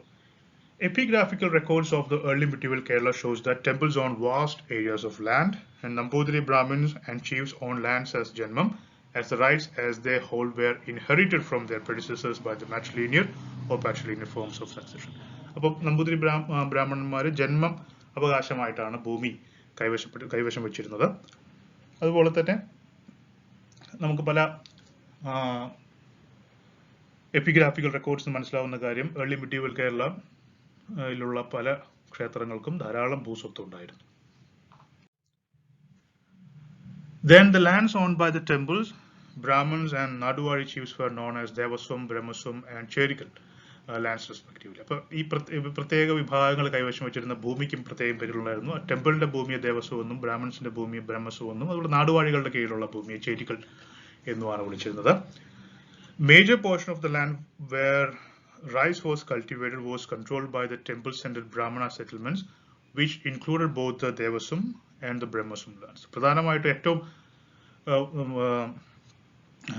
നല്ല രീതിയിലുള്ള ഫെർട്ടൈൽ ആയിട്ടുള്ള റൈസ് കൾട്ടിവേഷൻ നടന്നിരുന്ന സ്ഥലങ്ങളൊക്കെ ഒന്നുകിൽ ബ്രാഹ്മണ സെറ്റിൽമെന്റ്സോ അല്ലെങ്കിൽ Brahmasum lands അല്ലെങ്കിൽ Devasum lands ആയിരുന്നു. The Brahmasum, which literally means the property of Brahmana, was individually held by a Brahmana households. The title they had over such land is called Attipera. There are other instances where the institution and individuals received land and other privileges as Vittupere, and the term per, which literally means birth. Attipera എന്ന് പറയുന്നത് ഈ ബ്രഹ്മസ്വം ഭൂമി, ആ ഭൂമിക്ക് മുകളിലുള്ള ഒരു ബ്രാഹ്മണ ഫാമിലിയുടെ അധികാരത്തെയാണ് അട്ടിപ്പേർ എന്ന് വിളിച്ചിരുന്നത്. ദെൻ അതുപോലെ തന്നെ വീട്ടുപേർ എന്ന് പറയുന്ന മറ്റൊരു അധികാരവും ഉണ്ടായിരുന്നു. അത് ഏതെങ്കിലും ഒരു ഇൻഡിവിജ്വലിനോ ഒരു ഇൻസ്റ്റിറ്റ്യൂഷനോ ഗ്രാൻഡ് ആയിട്ടോ ഒക്കെ ഭൂമി ലഭിക്കുമ്പോൾ അതിനെ വിളിച്ചിരുന്നതാണ് വീട്ടുപേർ എന്ന് പറയുന്നത്. The land of members of the ruling family or the other private individual kept under the control of temples known as Kirutta, amounting to some kind of subordinate lease. അതുപോലെ തന്നെ ഏതെങ്കിലും റൂളിംഗ് ഫാമിലിയിലോ ഒക്കെയുള്ള ഒരാള് അല്ലെങ്കിൽ ഒരു പ്രൈവറ്റ് ഇൻഡിവിജ്വലിന്റെ ഒക്കെ കീഴിൽ ഉണ്ടായിരുന്ന ഭൂമിയെ കീഴൂട്ട് എന്നാണ് വിളിച്ചിരുന്നത്. There is another kind of tenure called ഇടയൂട്ട് and intermediate leasehold. അതുപോലെ തന്നെ മറ്റൊരു ലീസ് ഇന്റർമീഡിയറ്റ് ലീസ് ഹോൾഡ് ആയിട്ട് ലീസായിട്ട് കൊടുത്തിരുന്ന മറ്റൊരു കൈൻഡ് ഓഫ് പാട്ടത്തിനെയാണ് ഇടയൂട്ട് എന്ന് വിളിച്ചിരുന്നത്. The rights of the Karalar were known as Karanmai and the rights of the occupants of Kuti was known as Kudimai. അപ്പോൾ ഈ റൈറ്റ്സ് ഭൂമി കൈവശം വെച്ചിരിക്കുന്ന കരാളർക്ക് ഇന്റർമീഡിയറ്റ് ആയിട്ടുള്ള ചെറിയ ലാൻഡ് ഹോൾഡേഴ്സിനാണ് കരാളർ എന്ന് വിളിക്കുന്നത്. അവരുടെ ആ റൈറ്റിനെ കരൺമൈ എന്നും അതുപോലെ തന്നെ കുടിയാന്മാരുടെ റൈറ്റിനെ കുടിമൈ എന്നുമാണ് പേര് വിളിച്ചിരുന്നത്. Next is production exchange. The Malabar coast was one of the major centers of Indian-Ocean trade during the medieval period. Malabar, along with the Coromandel and Ceylon, linked trade from the Red Sea and the Persian Gulf of the Chinese coast. Persian Gulf to the Chinese coast. അപ്പോൾ മലബാർ തീരം എന്ന് പറയുന്നത് ഈ medieval കാലഘട്ടത്തിലെ വളരെ പ്രധാനപ്പെട്ട ഒരു trading point ആണ്. അപ്പോൾ അത് സിലോണ്, അതുപോലെ തന്നെ കോറമാൻഡൽ തീരം, പേർഷ്യൻ ഗൾഫ്, ചൈന, ഇവിടെ നിന്നൊക്കെ വരുന്ന പല കപ്പലുകളും ചരക്ക് കപ്പലുകളും അങ്ങനെയുള്ള വ്യാപാര ബന്ധങ്ങളൊക്കെ കൂടിച്ചേരുന്ന അതിൻ്റെ ഒരു ട്രേഡിംഗ് പോയിന്റ് ആയിട്ട് മലബാർ കോസ്റ്റ് ഈ സമയത്ത് മാറിയിട്ടുണ്ട്. Pepper, ginger, cardamom, tamarind, akil and salt were exchange in local markets called angadis. അങ്ങാടികൾ എന്ന് വിളിക്കുന്ന ലോക്കൽ മാർക്കറ്റിൽ ഇത്തരത്തിലുള്ള പെപ്പറും ജിഞ്ചറും ഇറങ്ങിയിട്ടുള്ള ധാരാളം ദ്രവ്യങ്ങൾ, വ്യാപാര വസ്തുക്കൾ ഈ സമയത്ത് ട്രേഡ് ചെയ്തിരുന്നു. Spices and forest products were also imported through major ports of trade such as Pantalayani, then we have Kodungallur and Kollam. അതുപോലെ തന്നെ പ്രധാനപ്പെട്ട മേജർ പോർട്ട്സ് ആയിരുന്നു പന്തലായനി, കോഴിക്കോടിനടുത്ത്, അതുപോലെ തന്നെ കൊടുങ്ങല്ലൂര്, കൊല്ലം എന്നൊക്കെ പറയുന്നത്. The expansion of overseas trade resulted in the growth of a number of ports. മാത്രമല്ല ഈ ഓവർസീസ് ട്രേഡിന്റെ ഫലമായിട്ട് കൂടുതൽ പോർട്ടുകൾ ഈ സമയത്ത് ഡെവലപ്പ് ചെയ്തു വന്നു. The list of ports given by the Arab geographers and merchants include Erimala, Madai, Valapattanam, Dharmadam, Puduppanam, Pantalayani, Kozhikode, Beypul, Ponnani, Kodungallur, Kochi, Purakkad, Kayamkulam and Kollam demonstrate this growth. ഇങ്ങനെയുള്ള ഒരുപാട് ports ആ സമയത്ത് develop ചെയ്യുന്നു. Among the cash crops, pepper was the most demanded item for the foreigners, as many of the foreigners regarded Malabar as a pepper country for a long time. Pepper ആയിരുന്നു ഏറ്റവും important ആയിട്ടുള്ള cash crop.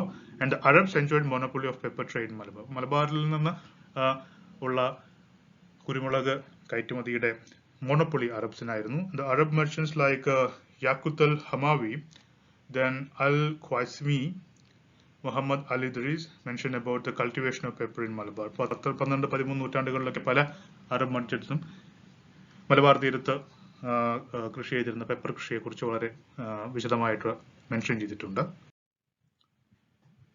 The Venetian traveler Marco Polo recorded in his accounts about the cultivation of pepper and ginger. Marco Polo ഇതുപോലെ തന്നെ പെപ്പറും അതുപോലെ തന്നെ ഇഞ്ചി കൃഷിയെ കുറിച്ച് പറയുന്നുണ്ട്.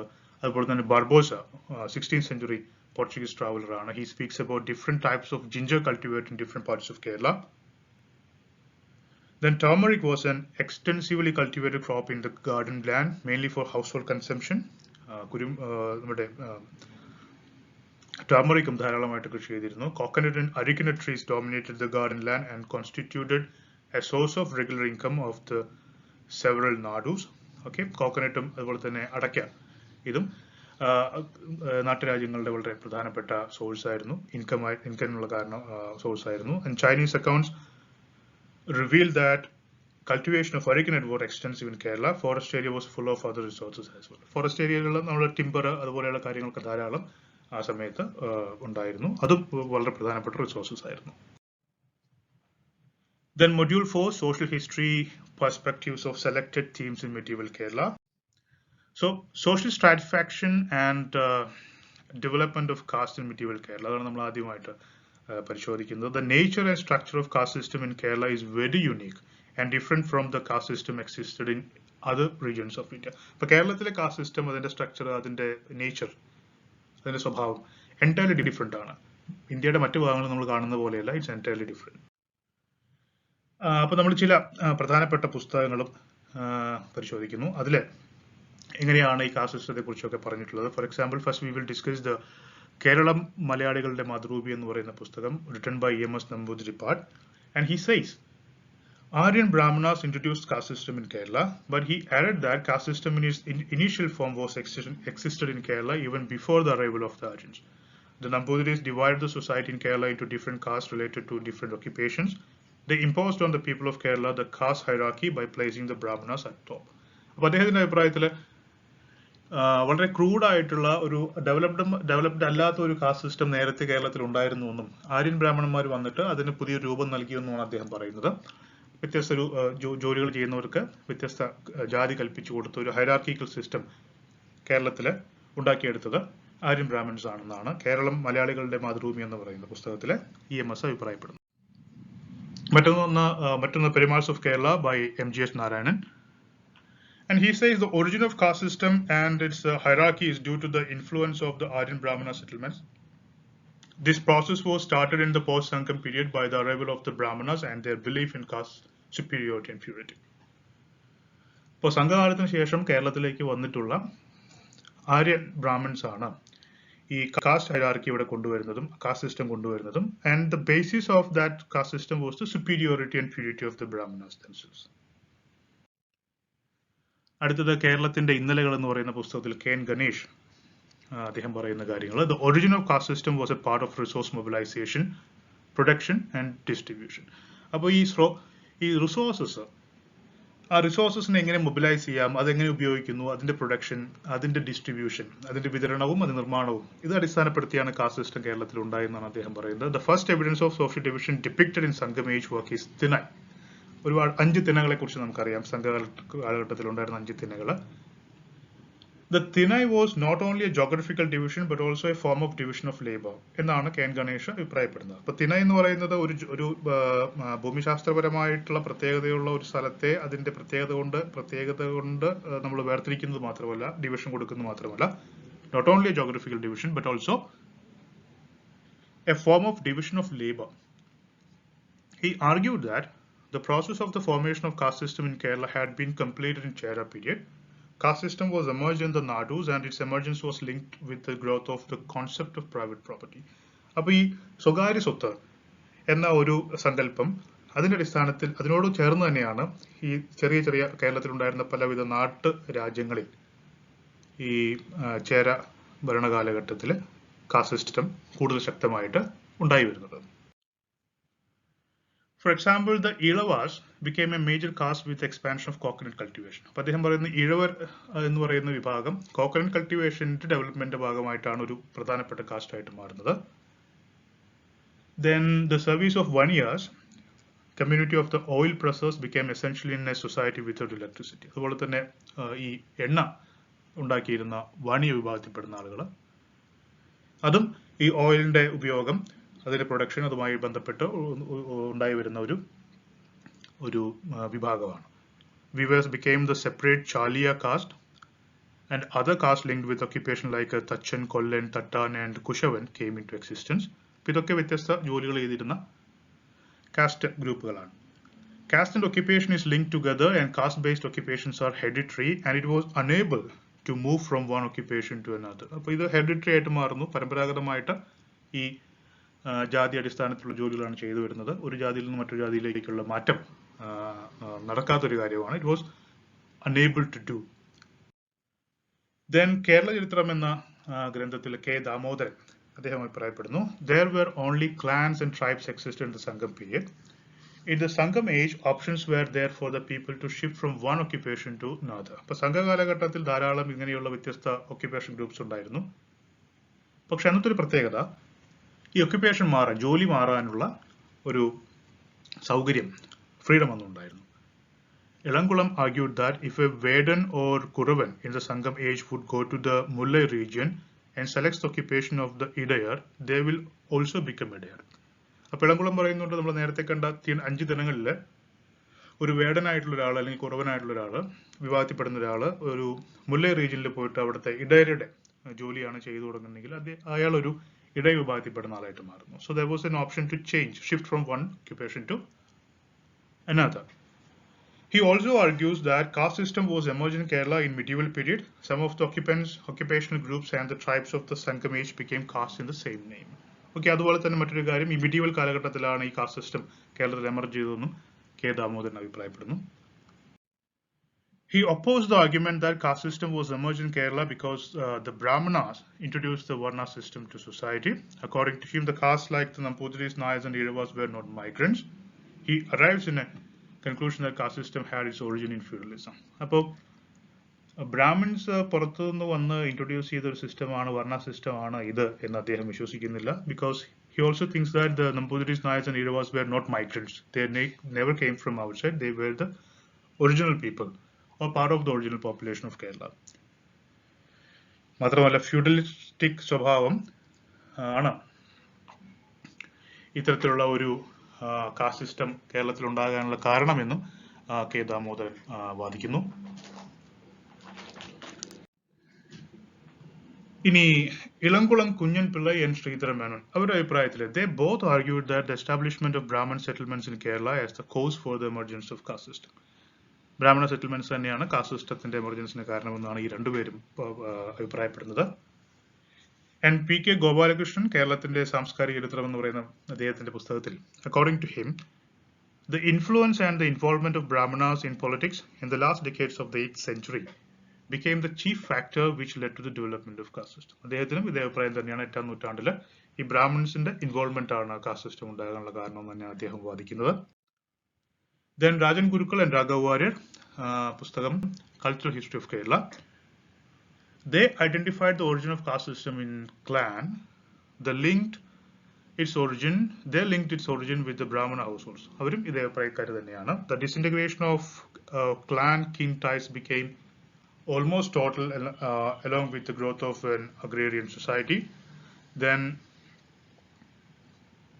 formation of the agrarian society was led to the emergence of a stratified society and division of labor through specialization.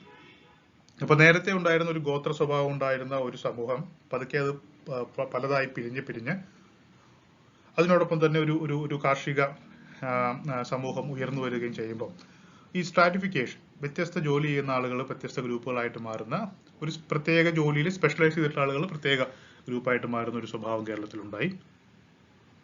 And later the clan identity disappeared and substituted by jati. Clan names were turned into caste names. അപ്പോൾ ഇങ്ങനെ പതുക്കെ ഈ clan ഗോത്ര വിഭാഗങ്ങൾ ഓരോ ജോലികളിൽ ഏർപ്പെട്ട് പ്രത്യേക ജോലിയുടെ അടിസ്ഥാനത്തിൽ പ്രത്യേക ജാതികളായിട്ട് മാറുകയും അവരുടെ ക്ലാൻ നെയിം പിന്നീട് ജാതിപ്പേരുകളായിട്ട് മാറുകയും ചെയ്തു എന്നാണ് രാജൻ ഗുരുക്കളും രാഘവ വാര്യരും പറയുന്നത്. ഇനി അടുത്തത് മാട്രിലീനിയും പാട്രിലീനിയാണ്. അപ്പൊ എന്താണ് മാട്രിലീനിയും പാട്രിലീനിയും നമുക്ക് നോക്കാം. So matriliny and patriliny. ഈ മാട്രിലീനി എന്ന് പറയുമ്പോൾ മാതാവ് വഴി അടുത്ത അധികാരം കൈമാറ്റപ്പെടുന്ന, അധികാരവും സ്വത്തവകാശവും കൈമാറ്റപ്പെടുന്ന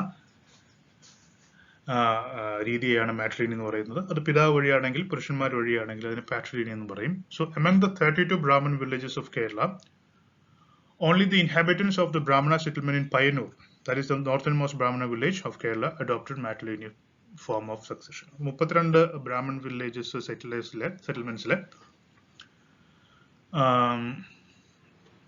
only inhabitants of the Brahmana settlement Payyanur adopted matrilineal form of succession. ബാക്കി എല്ലായിടത്തും patrilineal.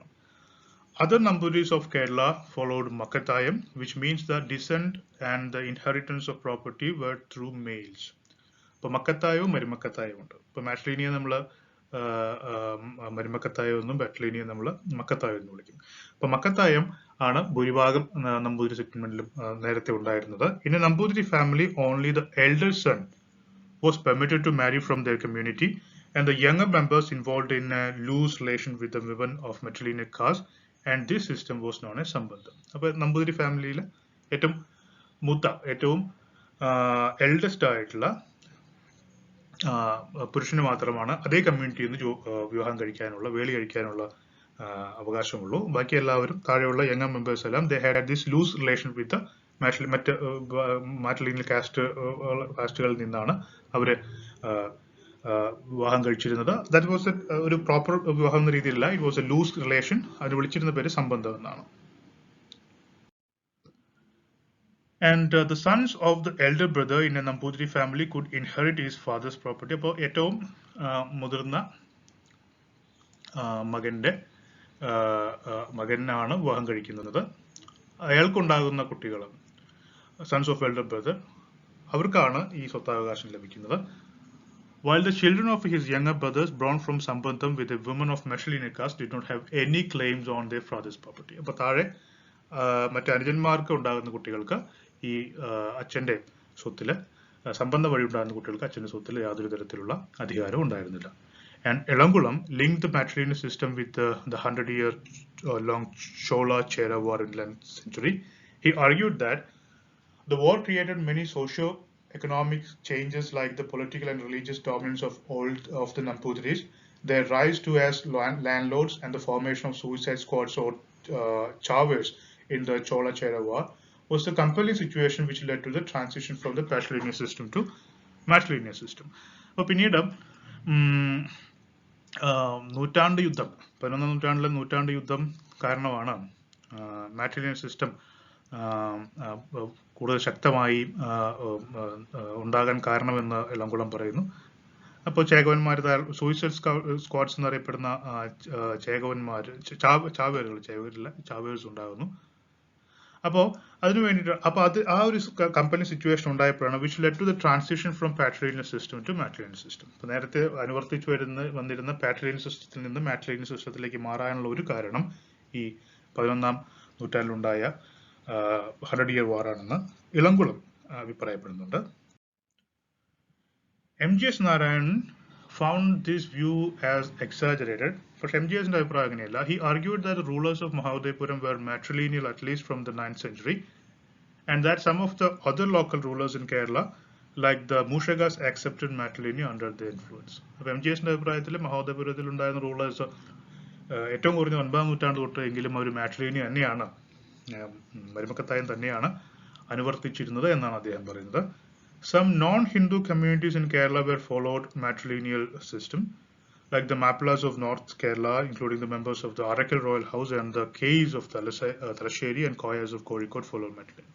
അപ്പോൾ ഹിന്ദുക്കളിൽ മാത്രമല്ല നോർത്ത് കേരളയിലുള്ള മാപ്പിളമാര്, including the Arakkal royal family, തലശ്ശേരിയിലെ കേസ്, അതുപോലെ തന്നെ കോഴിക്കോട് കോയ വിഭാഗത്തിൽപ്പെടുന്നവരൊക്കെ മാട്രിലിനി തന്നെ മരുമക്കത്തായമാണ് തന്നെയാണ് അനുവർത്തിച്ചു വന്നിരുന്നത്. Sheikh Zainuddin made some interesting observation about this system in his work Tuhful Mujahideen. Many of the Vadakkan particle or the northern ballads includes tales about different aspects of matrilineal system among the Nair and the Thia community. അപ്പോൾ ഷെയ്ഖ് സൈനുദ്ദീൻ അദ്ദേഹത്തിന്റെ തോഫുൽ മുജാഹിദീനിലും ഈ മാട്രിലിനിയെ കുറിച്ചും ഇത്തരം സിസ്റ്റത്തെ കുറിച്ചൊക്കെ പറയുന്നുണ്ട്. വടക്കൻ പാട്ടുകളിലും ഇതുപോലെ തന്നെ നായർ തീയ വിഭാഗത്തിൽപ്പെടുന്ന ആളുകളും മാട്രിലിനിയൽ സിസ്റ്റം അനുവർത്തിച്ചു വന്നിരുന്നു എന്നും പറയുന്നുണ്ട്.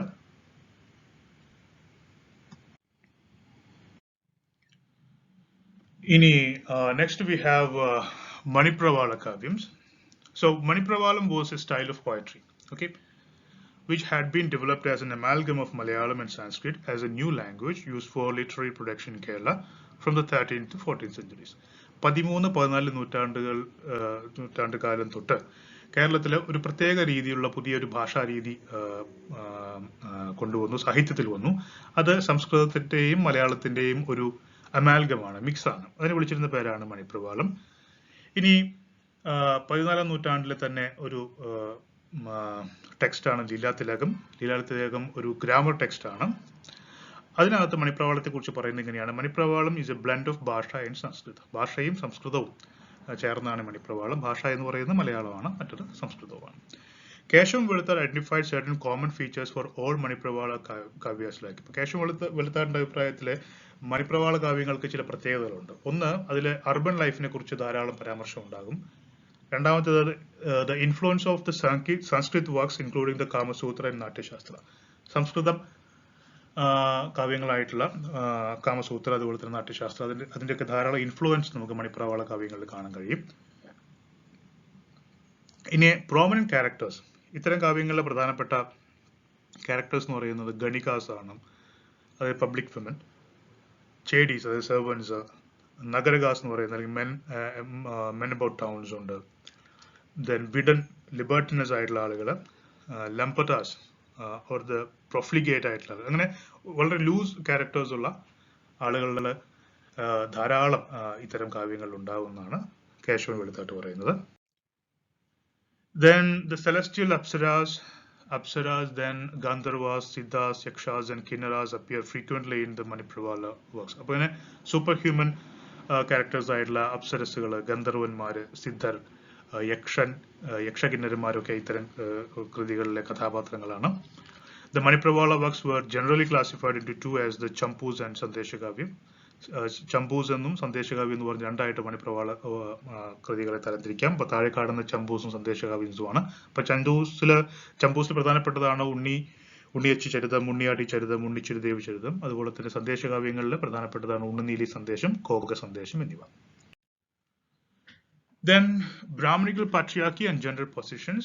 അപ്പൊ ഉമാ ചക്രവർത്തി എന്ന് പറയുന്ന വളരെ ഫേമസ് ആയിട്ടുള്ള scholar പറയുന്നത്, the term Brahmanical patriarchy was popularized in the academic circle. Actually, it was popularized by Uma Chakravarti. Her studies were focused on the relationship between caste and gender and how the upper caste men were made use of the tools of Brahmanical patriarchy and subordinated and sexually controlled their women to maintain patrilineal and caste purity. അപ്പോൾ upper കാസ്റ്റിൽ പെടുന്ന പുരുഷന്മാര് ഈ അവരുടേതായിട്ടൊരു ideology വെച്ച് അവരുടെ സ്ത്രീകളെ അവരുടെ സെക്ഷുവാലിറ്റിയെയും അവരുടെ ജീവിതത്തെയും സബോർഡിനേറ്റ് ചെയ്തിരുന്നത്, കൺട്രോൾ ചെയ്യാൻ വേണ്ടി ഉപയോഗിച്ചിരുന്ന ഐഡിയോളജിയാണ് ബ്രാഹ്മണിക്കൽ പാട്രിയാർക്കി എന്ന് ഉമാ ചക്രവർത്തി നിർവചിക്കുന്നത്. The Nambudiri Brahmins developed an elaborate set of customary rituals which guided their relations with other castes and communities. The ritual functions of the household was regulated by the rules set by the Dharmashastra text and some other local texts composed by the Nambudiri Brahmins. അപ്പോൾ ഈ നമ്പൂതിരി വീടുകളിൽ അവരുടെ സമൂഹത്തിൽ അവരും സ്ത്രീകളും തമ്മിൽ, പുരുഷന്മാരും സ്ത്രീകളും തമ്മിലുള്ള ബന്ധം, അവരുടെ സ്ഥാനം, മറ്റ് ജാതിയിൽപ്പെടുന്ന ആളുകളുമായിട്ടുള്ള അവരുടെ ബന്ധം, ഇതൊക്കെ ഒരു ഹയറാർക്കിക്കൽ രീതിയിലാണ്. ഇതിനൊക്കെ സാധൂകരിക്കുന്ന ധർമ്മശാസ്ത്ര ടെക്സ്റ്റുകളും മറ്റ് പുസ്തകങ്ങളും ഒക്കെ ഉണ്ട്. അപ്പൊ ഇതിന്റെയൊക്കെ അടിസ്ഥാനത്തിൽ വളരെ ശക്തമായിട്ടുള്ള ഒരു ഡോമിനൻസ് ഇവർ കീപ്പ് ചെയ്തിരുന്നു. That is called Brahmanical patriarchy. And they followed, the Nambudiris followed patrilineal type of inheritance and their households was patriarchal. ഒരു പുരുഷമേധാവിത്വത്തിന്റെ എല്ലാ തരത്തിലുള്ള ലക്ഷണങ്ങളുമുള്ള ഒരു ജീവിത രീതിയാണ് ഇത്തരം നമ്പൂതിരീസ് ഹൗസ് ഹോൾഡ്സിൽ ഉണ്ടായിരുന്നത്.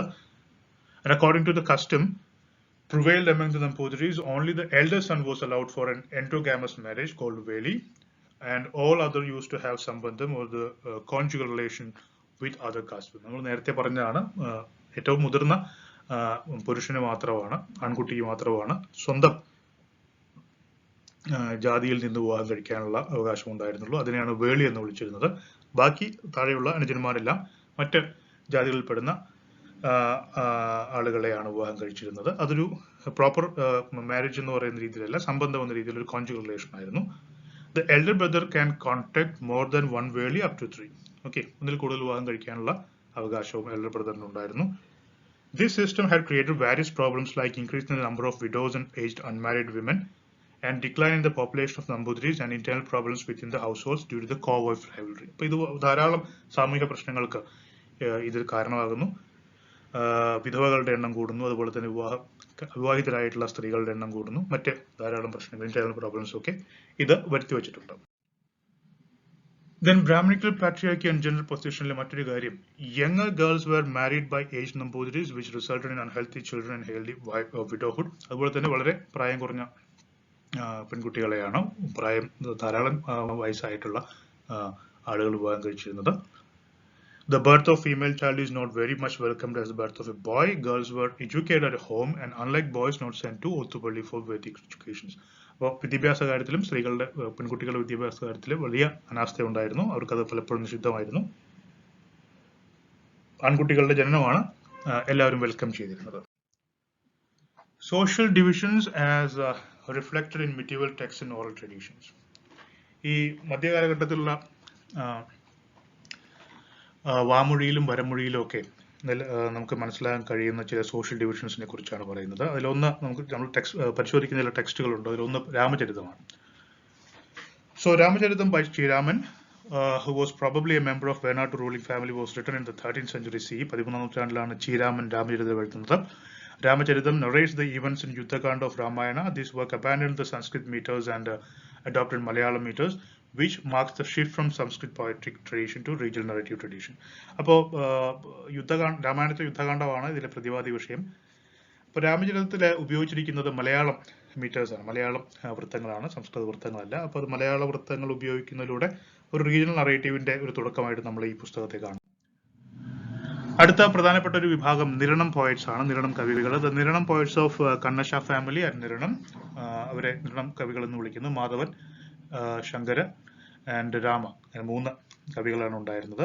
They wrote several works including the Malayalam versions of Bhagavad Gita and Mahabharata, and these works liberated Malayalam from Manipravalam, and the work Brahmanda Puranam represents an early style of writing literary works in prose. അപ്പോൾ മലയാളത്തിലേക്കുള്ള ഒരു ആവിർഭാവം, കൂടുതൽ മലയാള വാക്കുകൾ, മലയാള ഭാഷ ഉപയോഗിക്കുന്ന വർക്കുകളാണ് ഇതെല്ലാം. The Niranam poets adopted a distinct meter for their composition, which subsequently became popular in the Tullal poems. അപ്പോൾ അവർ നിരണം കവികൾ ഉപയോഗിച്ചിരുന്ന പ്രത്യേകതര വൃത്തം, അത് പിന്നീട് വന്ന കുഞ്ചൻ നമ്പ്യാരുടെ തുള്ളൽ കവിതകളിലൊക്കെ ഒരുപാട് പോപ്പുലർ ആയിട്ട് മാറുന്നുണ്ട്. എഴുത്തച്ഛൻ തുഞ്ചത്ത് രാമാനുജൻ എഴുത്തച്ഛൻ 16th centuryയിലായിരുന്നു ജീവിച്ചിരുന്നത്. Continued the tradition of Niranam poets, enriching the Malayalam literature. Eഴുത്തച്ഛൻ was the first great Malayalam poet who popularized the kilipattu or the parrot song method of storytelling. He made major contributions through the standardization of alphabet and popularized the cult of bhakti. അപ്പോൾ ഭക്തിയുടെ ഒരു മൂർധന്യ ഭാവത്തിലാണ് അദ്ദേഹം കൃതികൾ എഴുതിയിരുന്നത്. കിളിപ്പാട്ട് സമ്പ്രദായം കൊണ്ടുവന്നത് എഴുത്തച്ഛനാണ്. Cherusseri Namboothiri, courtier of Udayavarman Kolathiri, the ruler of Kolathanadu. He lived in the 15th century and wrote Krishna Gada, which became the turning point in the development of Malayalam language. Although Krishna Gada followed the same tradition of Ramayana and Bhagavad Gita in the selection of themes, it adopted a new style of writing. ഒരു പുതിയ രീതി, മലയാളത്തിലെ നാടൻ ശീലങ്ങളൊക്കെ ധാരാളമുള്ള ഒരു കൃതിയാണ് Krishnagatha. Kalakkath Kunchan Nambiar in 18th century was another great poet who popularized and devised Tullal. Tullalinte ഉപജ്ഞാതാവാണ് Kunchan Nambiar. He wrote his popular Tullal songs and other works by selecting Puranic themes, but adopted a distinct style of presentation noted for the distinct touch of humor and satire. Humor and satire ആണ് ഏറ്റവും പ്രധാനപ്പെട്ട സവിശേഷതകൾ. And Nambiar wrote his Tullal songs for the performance of Ottan Tullal, a typical temple art of Kerala. അപ്പോൾ കേരളത്തിലെ ക്ഷേത്രകലകളിൽ ഒന്നാണ് ഓട്ടം തുള്ളൽ. ഓട്ടം തുള്ളലിന് വേണ്ടിയാണ് അദ്ദേഹം തുള്ളൽ പാട്ടുകൾ എഴുതിയിരുന്നത്. And he composed more than 40 Tullal songs on Puranic themes, and they belong to 3 types. 3 തരത്തിലുള്ള തുള്ളൽ പാട്ടുകളുണ്ട്: ഓട്ടൻ തുള്ളൽ, ശീതങ്ങൻ തുള്ളൽ, പറയം തുള്ളൽ. The most important of his tullals are Semantagam, Ghoshayatra, Sandana Gopalam, Kartavirarjuna Vijayam, then Bhagavatam, Tribhuradahanam, and സഭാപ്രവേശനം. He criticized the social evils in late medieval Kerala. ഇപ്പം മധ്യകാലഘട്ടത്തിൽ അവസാന കാലഘട്ടത്തിൽ കേരളത്തിൽ നിന്നിരുന്ന പല ദുരാചാരങ്ങളെ അദ്ദേഹം സോഷ്യൽ ഈവിൾസിനെ അദ്ദേഹം ഈ തുള്ളൽ കൃതികളിലൂടെ വിമർശിച്ചിട്ടുണ്ട്. ഇനി നമുക്ക് ഓറൽ ട്രഡീഷനിലേക്ക് വരാം. അതിൽ വടക്കൻ പാട്ടുകൾ or northern ballads were associated with the medieval agrarian system and feudal society, and it is related with the Kadathanad region in North Malabar. These songs are orally circulated among the people of Northern Malabar. ഇപ്പോൾ വടക്കൻ മലബാറിലെ ആളുകളുടെ ഇടയിൽ വാമൊഴിയിലൂടെ പ്രചരിച്ച പാട്ടുകളാണ് വടക്കൻ പാട്ടുകൾ. According to MC Appunni Nambiar, he is the compiler of Northern Ballads. These songs should be called Kadathanadan പാട്ടുകൾ because they were in circulation only among the people of the Kadathanad region and dealing exclusively with the life of the people of this particular region. അപ്പോൾ MC Appunni Nambiar പറയുന്നത് ഈ വടക്കൻ പാട്ടുകൾ എന്നല്ല, മറിച്ച് കടത്തനാടൻ പാട്ടുകൾ എന്നാണ് വടക്കൻ പാട്ടുകളെ വിളിക്കേണ്ടത്. കാരണം കടത്തനാടൻ ഭാഗത്ത് മാത്രമാണ് ഇത് ഉപയോഗിച്ചിരുന്നതും അവിടെ മാത്രമായിരുന്നു ഇത് പ്രധാനമായിട്ടും പ്രചാരത്തിലിരുന്നിരുന്നത്. And he classifies the entire northern ballads into 3 categories: Puthooran പാട്ടുകൾ, തച്ചോളി പാട്ടുകൾ, and ഒറ്റപ്പാട്ടുകൾ. അങ്ങനെ 3 വിഭാഗമായിട്ട് അദ്ദേഹം വടക്കൻ പാട്ടുകളെ തരംതിരിച്ചിട്ടുണ്ട്. അതിലൊന്ന് പുത്തൂരൻ പാട്ടുകളാണ്. These stories are dealing with the story of Puthuram household, family famous for chagavers or fighters. Puthooram വീടിനെ കുറിച്ചുള്ള അവിടുത്തെ അംഗങ്ങളെ കുറിച്ചാണ് പുത്തൂരം പാട്ടുകൾ. According to Chelanat Achyutam Menon, Puthuram songs had more than 1,000 years old. 1000 വർഷം പഴക്കം പുത്തൂരം പാട്ടുകൾക്കുണ്ടെന്ന് ചേലനാട്ട് അച്യുതമേനൻ അഭിപ്രായപ്പെടുന്നു. Ullur as Parameshwar, he had an opinion that these songs were composed in the 13th century or in the period close to that. എന്നാൽ ഉള്ളൂർ പറയുന്നത് 13ാം നൂറ്റാണ്ടിലാണ് പുത്തൂരം പാട്ടുകൾ compose ചെയ്യപ്പെട്ടത് എന്നാണ്. It was age when the disputes in villages had been resolved by elected and influential local assemblies like Tara and Tarakotam. ഈ കാലഘട്ടത്തിൽ നമ്മൾ ഈ പറയുന്ന പുത്തൂരം പാട്ടുകളും അടക്കമുള്ള വടക്കൻ പാട്ടുകളുടെ കാലഘട്ടത്തിൽ ഗ്രാമങ്ങളിൽ നടക്കുന്ന വഴക്കുകളും മറ്റുമൊക്കെ ഡിസ്പ്യൂട്ട്സും ഒക്കെ ഒരു പ്രത്യേക രീതിയിലാണ് അവിടുത്തെ തറക്കൂട്ടം എന്നും തറ എന്നറിയപ്പെടുന്ന നാട്ടുകൂട്ടത്തിലാണ് അതൊക്കെ പരിഹരിച്ചിരുന്നത്. The disputes which were not settled even by the involvement of these assemblies had the local chiefs had been settled by Angam, a sword fight between the Chegavas. അപ്പൊ ഇങ്ങനെ തറക്കൂട്ടത്തിലും തറയിലും ഒക്കെ വന്ന് പരിഹരിക്കപ്പെടാത്ത പ്രശ്നങ്ങൾ അംഗത്തിലൂടെയാണ് പരിഹരിച്ചിരുന്നത്. അംഗം വെട്ടാൻ ചേകവരെയാണ് നിയോഗിച്ചിരുന്നത്.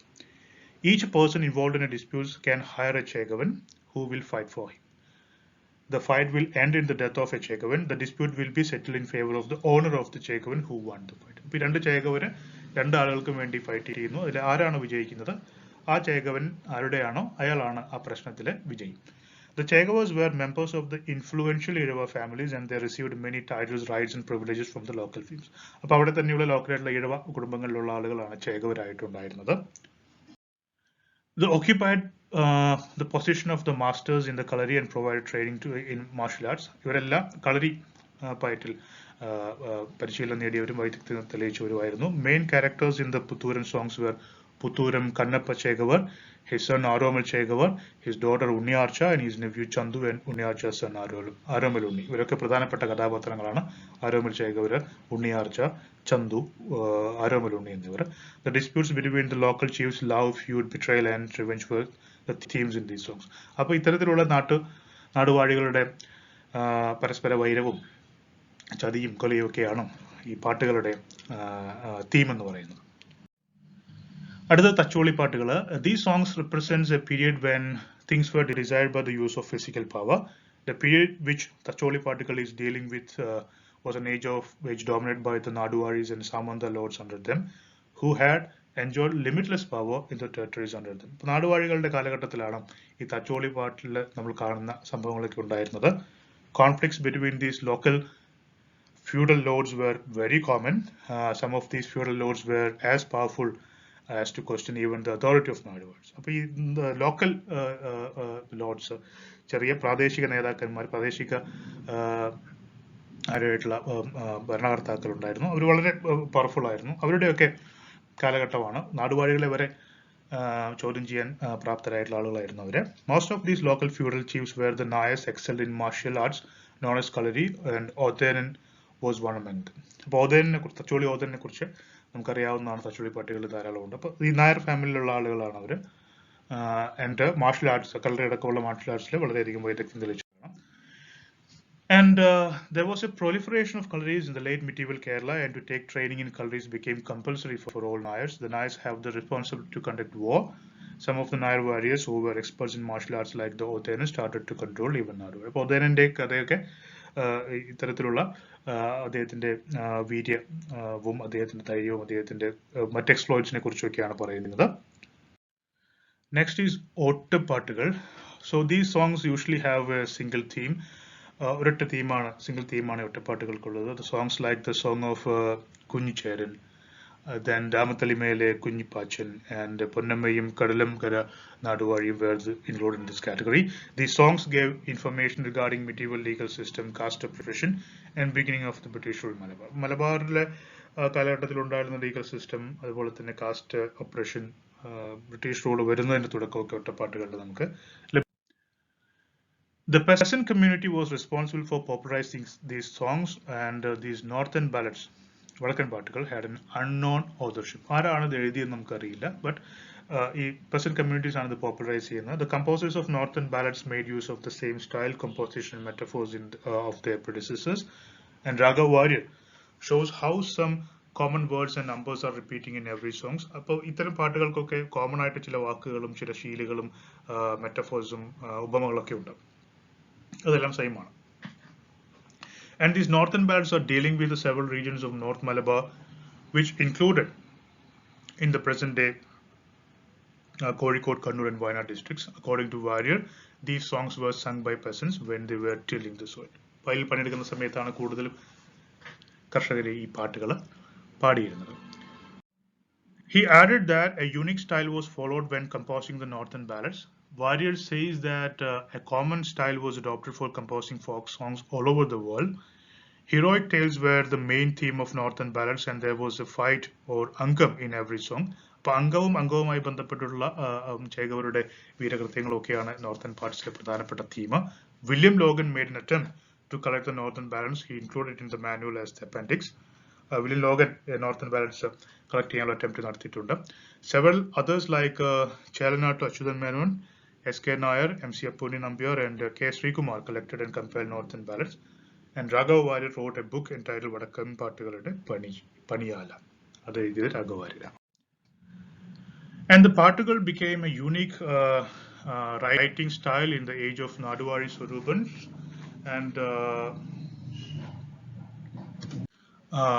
then in the heydays of the Nediyirippu Swarupam, Kilipattu emerged as a branch of poetry. ഇപ്പോൾ നമ്മൾ നേരത്തെ കണ്ടു എഴുത്തച്ഛൻ്റെ സമയത്ത് കിളിപ്പാട്ട്, നെടിയിരിപ്പ് സ്വരൂപം പിന്നീട്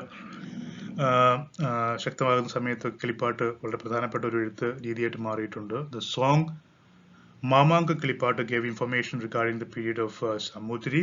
സമൂതിരിയുടെ കാലഘട്ടത്തിലുള്ള ഇൻഫർമേഷൻ നമുക്ക് മാമാങ്കം കിളിപ്പാട്ടിൽ നിന്ന് ലഭിക്കും. തെക്കൻ പാട്ടുകൾ or the southern ballads were songs in circulation in the Thiruvithamkoor region. തിരുവിതാംകൂറിലെ പ്രചാരത്തിലിരുന്ന പാട്ടുകളാണ് തെക്കൻ പാട്ടുകൾ എന്നറിയപ്പെടുന്നത്. ഇരവിക്കുട്ടിപ്പിള്ളപ്പാട്ട് ആൻഡ് വലിയ തമ്പി കുഞ്ഞു തമ്പി കഥ were examples of the southern ballads.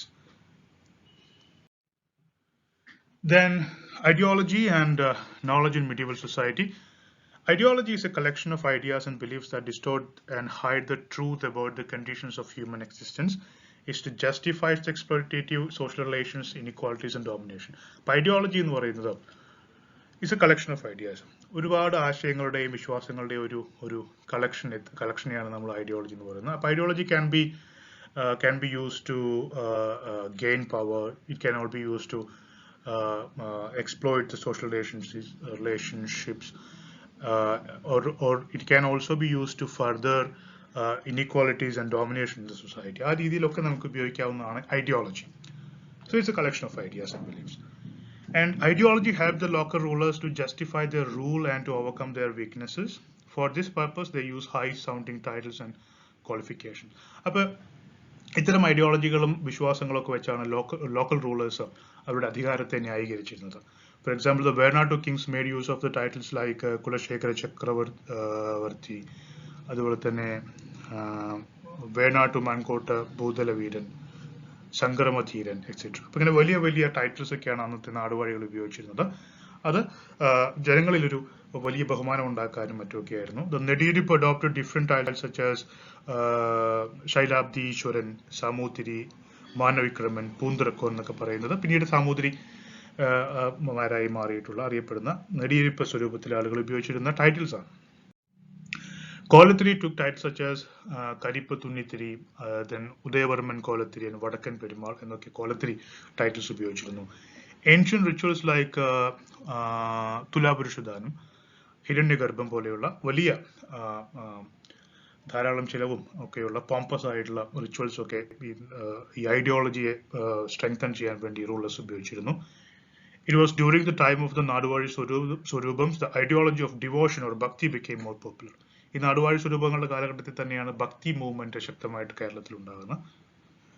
The cult of devotion induced the people to accept the contradictions in the social system and to bear the miseries as the decision of God. അപ്പോൾ ഈ ഭക്തിയുടെ ഭാഗമായിട്ട് തന്നെ ജനങ്ങൾ തങ്ങൾ അനുഭവിക്കുന്ന പ്രശ്നങ്ങളൊക്കെ തങ്ങളുടെ വിധിയുടെ ഭാഗമാണെന്ന് വിശ്വസിക്കാനും ഭക്തിയിലൂടെ അത് മറികടക്കാൻ കഴിയുമെന്നുള്ള ഒരു ധാരണയിലാണ് ആളുകൾ ജീവിച്ചു പോന്നിരുന്നത്. In the same period, Malayalam became an independent language which was clearly distinguished from the Chola Pandya languages, was an effort inspired by the regional identity. അപ്പോൾ ഇതിന് റീജിയണൽ ആയിട്ടുള്ള പ്രാദേശികമായിട്ടുള്ള ഒരു വ്യക്തിത്വം കേരളത്തിനും കേരളത്തിലെ ജനങ്ങൾക്കും ഉണ്ടാകുന്നു. അതിന്റെ ഭാഗമായിട്ട് മലയാളം ഒരു ഇൻഡിപെൻഡന്റ് ലാംഗ്വേജുമായിട്ടും ഈ കാലഘട്ടത്തിൽ തന്നെ മാറും. A popular oral culture had been developed parallel to the written tradition. Oral songs praising local heroes was circulated among the people. ഇതേ നമ്മൾ നേരത്തെ പറഞ്ഞതുപോലെ ഒരു ഓറൽ കൾച്ചർ ഇതിന്റെ ഒപ്പം തന്നെയുണ്ട്. വടക്കൻ പാട്ടുകളുണ്ട്, തെക്കൻ പാട്ടുകളുണ്ട്. വടക്കൻ പാട്ടുകളിൽ തന്നെ പല വിഭാഗങ്ങളുണ്ട്. വടക്കൻ ആൻഡ് തെക്കൻ പാട്ടുകൾ were best example. Oral tradition had regional variations. Thotham പാട്ടുകൾ was part of the oral tradition existed in the late medieval period. It was sung during the performance of some of the local art forms like Theyyam and തിറ. ഇതേപോലെ തന്നെ ഇത്തരം പാട്ടുകളുടെ ഭാഗമായിട്ട് തന്നെ തോട്ടൻ പാട്ടുകൾ വടക്കൻ കേരളത്തിൽ ഉണ്ടായിരുന്നു. തെയ്യം, തിറ തുടങ്ങിയ ആചാരങ്ങളുടെ ഭാഗമായിട്ടാണ് തോട്ടൻ പാട്ടുകൾ ആലപിച്ചിരുന്നത്. These songs depict the life of subaltern classes and their resistance. അപ്പോൾ തോട്ടൻ പാട്ടുകൾ പ്രത്യേകിച്ചും സമൂഹത്തിലെ താഴെക്കിടയിലുള്ള ആളുകളുടെ ജീവിതത്തെക്കുറിച്ചൊക്കെയാണ് അതിലെ പല തീമുകളും. Then expansion of knowledge. In the case of Kerala, the opening up of new areas of agriculture and accumulation of increased surplus paved way for growth of material culture. നമ്മൾ നേരത്തെ കണ്ട അഗ്രികൾച്ചർ എക്കോണമിയാണ് പതുക്കെ പതുക്കെ ഡെവലപ്പ് ചെയ്ത് material കൾച്ചറിലേക്ക് എത്തിക്കുന്നത്. Technological development, metallurgy was essential for the growth of agrarian system. അപ്പോൾ technological development ഇതിന്റെ ഭാഗമായിട്ടുണ്ടായിരുന്നു. Metallurgy, ഈ ലോഹങ്ങൾ ഉപയോഗിച്ച് പല വിധത്തിലുള്ള ആയുധങ്ങളും മറ്റും ഉണ്ടാക്കുന്ന രീതി, അതൊക്കെ ഡെവലപ്പ് ചെയ്ത് വരുന്നു. There were 3 communities of artisans related to metallurgy. അപ്പോൾ ഈ മെറ്റലർജിയുമായി ബന്ധപ്പെട്ട് പ്രധാനപ്പെട്ട 3 ആർട്ടിസാൻസ് ഉണ്ടായിരുന്നു. ബ്ലാക്ക് സ്മിത്സ് ഉണ്ടായിരുന്നു, കോപ്പർ സ്മിത്സും ഗോൾഡ് സ്മിത്സും ഉണ്ടായിരുന്നു. ഇതൊക്കെ മെറ്റലർജിയുമായി ബന്ധപ്പെട്ട് ജോലി ചെയ്യുന്ന ആൾക്കാരാണ്. Families specialized in the craft of making bronze emerged as an endogamous caste called mushari. മുഷാരി എന്ന് പറയുന്ന ബ്രോൺസിൽ ജോലി ചെയ്തിരുന്ന ക്രാഫ്റ്റ്സ്മാൻഷിപ്പ് ഉണ്ടായിരുന്ന ആളുകളെയാണ് നമ്മൾ മൂശാരി എന്ന് വിളിച്ചിരുന്നത്. അതും ഒരു പ്രത്യേക വിഭാഗമായിട്ട് വളർന്നു വരുന്നു. New families engaged in metal crafts at places like Aranmula and അതുപോലെ തന്നെ മറ്റ് അറ്റക്കപ്പുത്തൂർ became experts in manufacturing high tin bronze mirrors. അപ്പോൾ ടിൻ ബ്രോൺസ് മിറേഴ്സ് ഉണ്ടാക്കുന്നതിൽ വളരെ ഫേമസ് ആയിട്ടുള്ള ഫാമിലീസ് ആയിട്ട് പിന്നെ മറന്നു. ആറന്മുള കണ്ണാടി അതിന് ഉദാഹരണമാണ്. Literary works of the period gave information regarding gold and silver ornaments, metal works, iron implements kept for sale markets. അപ്പോൾ ഈ കാലഘട്ടത്തിലെ പല സാഹിത്യകൃതികളിലും ഗോൾഡും സിൽവറും ഒക്കെ ഉപയോഗിച്ചിട്ടുള്ള ആഭരണങ്ങളെ കുറിച്ചും മറ്റ് മെറ്റലർജി, അയൺ തുടങ്ങിയ ലോഹങ്ങൾ കൊണ്ടുള്ള ഉപകരണങ്ങളെ കുറിച്ചും ഒക്കെ പറയുന്നുണ്ട്. അതൊക്കെ മാർക്കറ്റുകളിൽ വിൽക്കാൻ വെച്ച കാര്യങ്ങളൊക്കെ നമ്മൾ ഇതിൽ വായിക്കുന്നുണ്ട്. അതിനെക്കുറിച്ചൊക്കെയുള്ള ആളുകളുടെ നോളജ് വളരെ ഡെവലപ്പ് ചെയ്ത് വന്നു ഈ കാലഘട്ടത്തിൽ എന്നാണ് ഉദ്ദേശിക്കുന്നത്. Another branch of knowledge that developed was astronomy. Like other places, 2 systems of astronomical calculations, theoretical and practical, were spread in Kerala. അപ്പോൾ മറ്റൊന്ന് ജ്യോതിഷമാണ്. ജ്യോതിഷത്തിൽ തന്നെ തിയററ്റിക്കൽ ആസ്പെക്റ്റും പ്രാക്ടിക്കൽ ആസ്പെക്റ്റും ഉണ്ടായിരുന്നു. അപ്പോൾ practical system of astronomy means methods and devices used for reckoning. അതായത് ഒരു calendar ഉണ്ടാക്കാൻ, സീസൺസിന്റെ കാര്യം, അതുപോലെ തന്നെ സൂര്യഗ്രഹണം, ചന്ദ്രഗ്രഹണം, ഇത്തരം കാര്യങ്ങളൊക്കെ നേരത്തെ കൂട്ടി മനസ്സിലാക്കാൻ ഉപയോഗിക്കുന്ന പ്രാക്ടിക്കൽ സിസ്റ്റത്തെയാണ് നമ്മൾ പ്രാക്ടിക്കൽ സിസ്റ്റം ഓഫ് ആസ്ട്രോണമി എന്ന് പറയുന്നത്. അതുണ്ടായിരുന്നു. For example, making of calendar is an example of a practical system of astronomy. അതുപോലെ തന്നെ estimation of value of pi മൂല്യം നിർണ്ണയിക്കാനുള്ള രീതികൾ, ട്രിഗ്നോമെട്രിക് ഫങ്ഷൻസ്, ഇതൊക്കെ തിയററ്റിക്കൽ ആസ്ട്രോണമിയുടെ ഭാഗങ്ങളായിരുന്നു. And mathematics knowledge was essential for measurement of season. അതുപോലെ തന്നെ കാലാവസ്ഥ, സീസൺസ് ഗണിക്കാൻ മാത്തമാറ്റിക്സ് വളരെ പ്രധാനപ്പെട്ട ഒരു അറിവായിരുന്നു. With expansion of agriculture and trade, the knowledge of arithmetic became necessary for merchants, landlords and astrologers. അതുപോലെ തന്നെ അഗ്രികൾച്ചർ ഡെവലപ്പ് ചെയ്യുന്നതിന്റെ ഭാഗമായിട്ട് മെർച്ചൻസിനും ലാൻഡ് ലോർഡ്സിനും ഒക്കെ ഈ ആസ്ട്രോണമി അല്ലെങ്കിൽ അരിത്തമെറ്റിക് വളരെ പ്രധാനപ്പെട്ട സോഴ്സസ് ആയിട്ട്, നോളജ് ആയിട്ട് മാറുന്നു. Another branch of knowledge was medicine. മെഡിസിനും വളരെ പ്രധാനപ്പെട്ട ചില സംഭാവനകൾ ഈ സമയത്ത് നൽകുന്നുണ്ട്. Many medical books in Sanskrit were produced during this period. Medical works also began to be written in Malayalam. മലയാളത്തിലും ധാരാളം മെഡിക്കൽ ബുക്സ് എഴുതപ്പെടുന്നു. Literary works of this period mention about physicians such as Alathur Nambi എന്ന് പറയുന്ന വളരെ പ്രധാനപ്പെട്ട ഒരു വൈദ്യനെ കുറിച്ച് ധാരാളം പരാമർശം ഈ സമയത്തുണ്ട്. In village settlements, families of Mannan, Velan and Panan represents the tradition of popular healthcare in villages. അതുപോലെ നാട്ടിൻപുറങ്ങളിലും പ്രാദേശികരായിട്ടുള്ള മണ്ണാൻ, വേലൻ, pan വിഭാഗങ്ങളിൽപ്പെടുന്ന വൈദ്യന്മാരുണ്ടായിരുന്നു. Several works of K.V. Sharma and the works of George Georgis Joseph is dealing with the history of Kerala School of Astronomy and Mathematics. Kerala School of Astronomy, Kerala School of Mathematics നെ കുറിച്ച് K.V. Sharma, George Georgis Joseph ഇവരൊക്കെ ആഴത്തിലുള്ള പഠനം നടത്തിയിട്ടുണ്ട്. Literacy and communication in medieval Kerala. Then Keshav Veluthante അഭിപ്രായത്തിൽ the real beginning of writing within Kerala is with Vazhappally copper plates assigned to the early part of the 9th century. 9ാം നൂറ്റാണ്ടിൽ ലഭിച്ചിട്ടുള്ള Vazhappally copper plates, അതോടുകൂടിയാണ് കേരളത്തിൽ എഴുത്ത് സമ്പ്രദായം തുടങ്ങിയെന്നാണ് അദ്ദേഹം പറയുന്നത്. The inscriptions from the 9th century onwards announces the presence of the state. 9ാം നൂറ്റാണ്ട് തൊട്ടിട്ടുള്ള ഇൻസ്ക്രിപ്ഷൻസിലൊക്കെ സ്റ്റേറ്റിന്റെ existence ne kurichu parayunnundu. The inscriptions dating from the period of Chera kingdom are largely located in Brahmanical temple and executed on stone or forming part of the structure of the plinth, door frame, etc. And a few of them are copper plates. അപ്പം മിക്കവാറും ഈ ഇത്തരം ഇൻസ്ക്രിപ്ഷൻസിലെ പ്രധാനമായിട്ടും ക്ഷേത്രങ്ങളിലെ പ്ലിന്തിലോ അതിന്റെ door ഫ്രെയിംസിലോ ഒക്കെയാണുള്ളത്. Copper പ്ലേറ്റ്സും നമുക്ക് ലഭിച്ചിട്ടുണ്ട്. Most of the copper plates from Kerala are documents recording the proceeding of village assemblies and local bodies. Village assemblies അതുപോലെ തന്നെ മറ്റ് പ്രാദേശിക സംവിധാനങ്ങൾ, അവിടത്തേക്ക് പ്രൊസീഡിങ്സിനെ കുറിച്ചൊക്കെയുള്ള കാര്യങ്ങളാണ് മിക്കവാറും എല്ലാ കോപ്പർ പ്ലേറ്റ്സും, കേരളത്തിലുള്ള കോപ്പർ പ്ലേറ്റ്സും നമുക്ക് ലഭിച്ചിട്ടുള്ളത്. Paliyan copper plates record grant to Buddhist viharam. Paliyan copper പ്ലേറ്റിൽ നമുക്ക് വ്യത്യസ്തമായിട്ട് നമുക്ക് കാണാവുന്നത് ഒരു ബുദ്ധിസ്റ്റ് വിഹാരത്തിന് ഗ്രാൻഡ് കൊടുത്തതായിട്ട് നമുക്ക് കാണാം. Most of the inscriptions mentions the names and regnal of the kings. മിക്കവാറും എല്ലാ ഇൻസ്ക്രിപ്ഷൻസിലും ഇൻസ്ക്രിപ്ഷൻ എഴുതിയ സമയത്തുള്ള രാജാവിന്റെ പേര്, ഭരണവർഷം ഒക്കെ കൊടുത്തിട്ടുണ്ടാവും. The information in these inscriptions is of public nature. മിക്കവാറും പബ്ലിക് ആയിട്ടുള്ള എന്തൊരു കാര്യം ചെയ്യുന്ന ഗ്രാൻഡോ മറ്റു കാര്യങ്ങളോ ചെയ്തതിനെ കുറിച്ചായിരിക്കും ഇത്തരം ഇൻസ്ക്രിപ്ഷൻസ് മിക്കവാറും ഉണ്ടാകുന്നത്. The script of these records, except Palian copper plates, which was written in the Nagari, is Vattalutha, with an occasional use of Grantha characters to represent Sanskrit or Sanskritic words. മിക്കവാറും നമ്മുടെ copper plates Vattezhuthu സ്ക്രിപ്റ്റിലാണ് എഴുതിയിട്ടുള്ളത്. നഗരിയിലും ഗ്രന്ഥ characters ഒക്കെ ഉപയോഗിച്ച് മറ്റും പല copper plates നമുക്ക് ലഭിച്ചിട്ടുണ്ട്. Most of the inscriptions kept in the temple controlled by Brahmins. നമ്മൾ നേരത്തെ പറഞ്ഞ പോലെ മിക്കവാറും ഇൻസ്ക്രിപ്ഷൻസ് ഒക്കെ ക്ഷേത്രങ്ങളിലാണ് സൂക്ഷിച്ചിട്ടുള്ളത്. The Perumal of Mahabalipuram had its connection with the Tamil speaking region than with the other parts of the west coast. Okay, അപ്പോൾ Tamil speaking region എന്ന് പറയുന്ന തമിഴകത്തിന്റെ മറ്റു പല ഭാഗങ്ങളുമായിട്ട് പെരുമാളിന് ബന്ധമുണ്ടായിരുന്നൊക്കെ നമുക്ക് സ്ഥാപിക്കാൻ ഇത്തരം കോപ്പർ പ്ലേറ്റ്സിലൂടെ സാധിക്കും.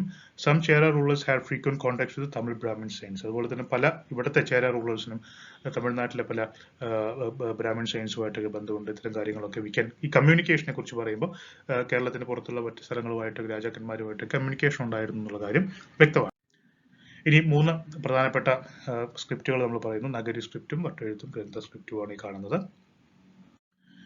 Then Chera rulers made use of the Vatteluttu script to compose their inscriptions. Chera rulers in inscriptions literacy was a special skill cultivated by professional groups. Literacy.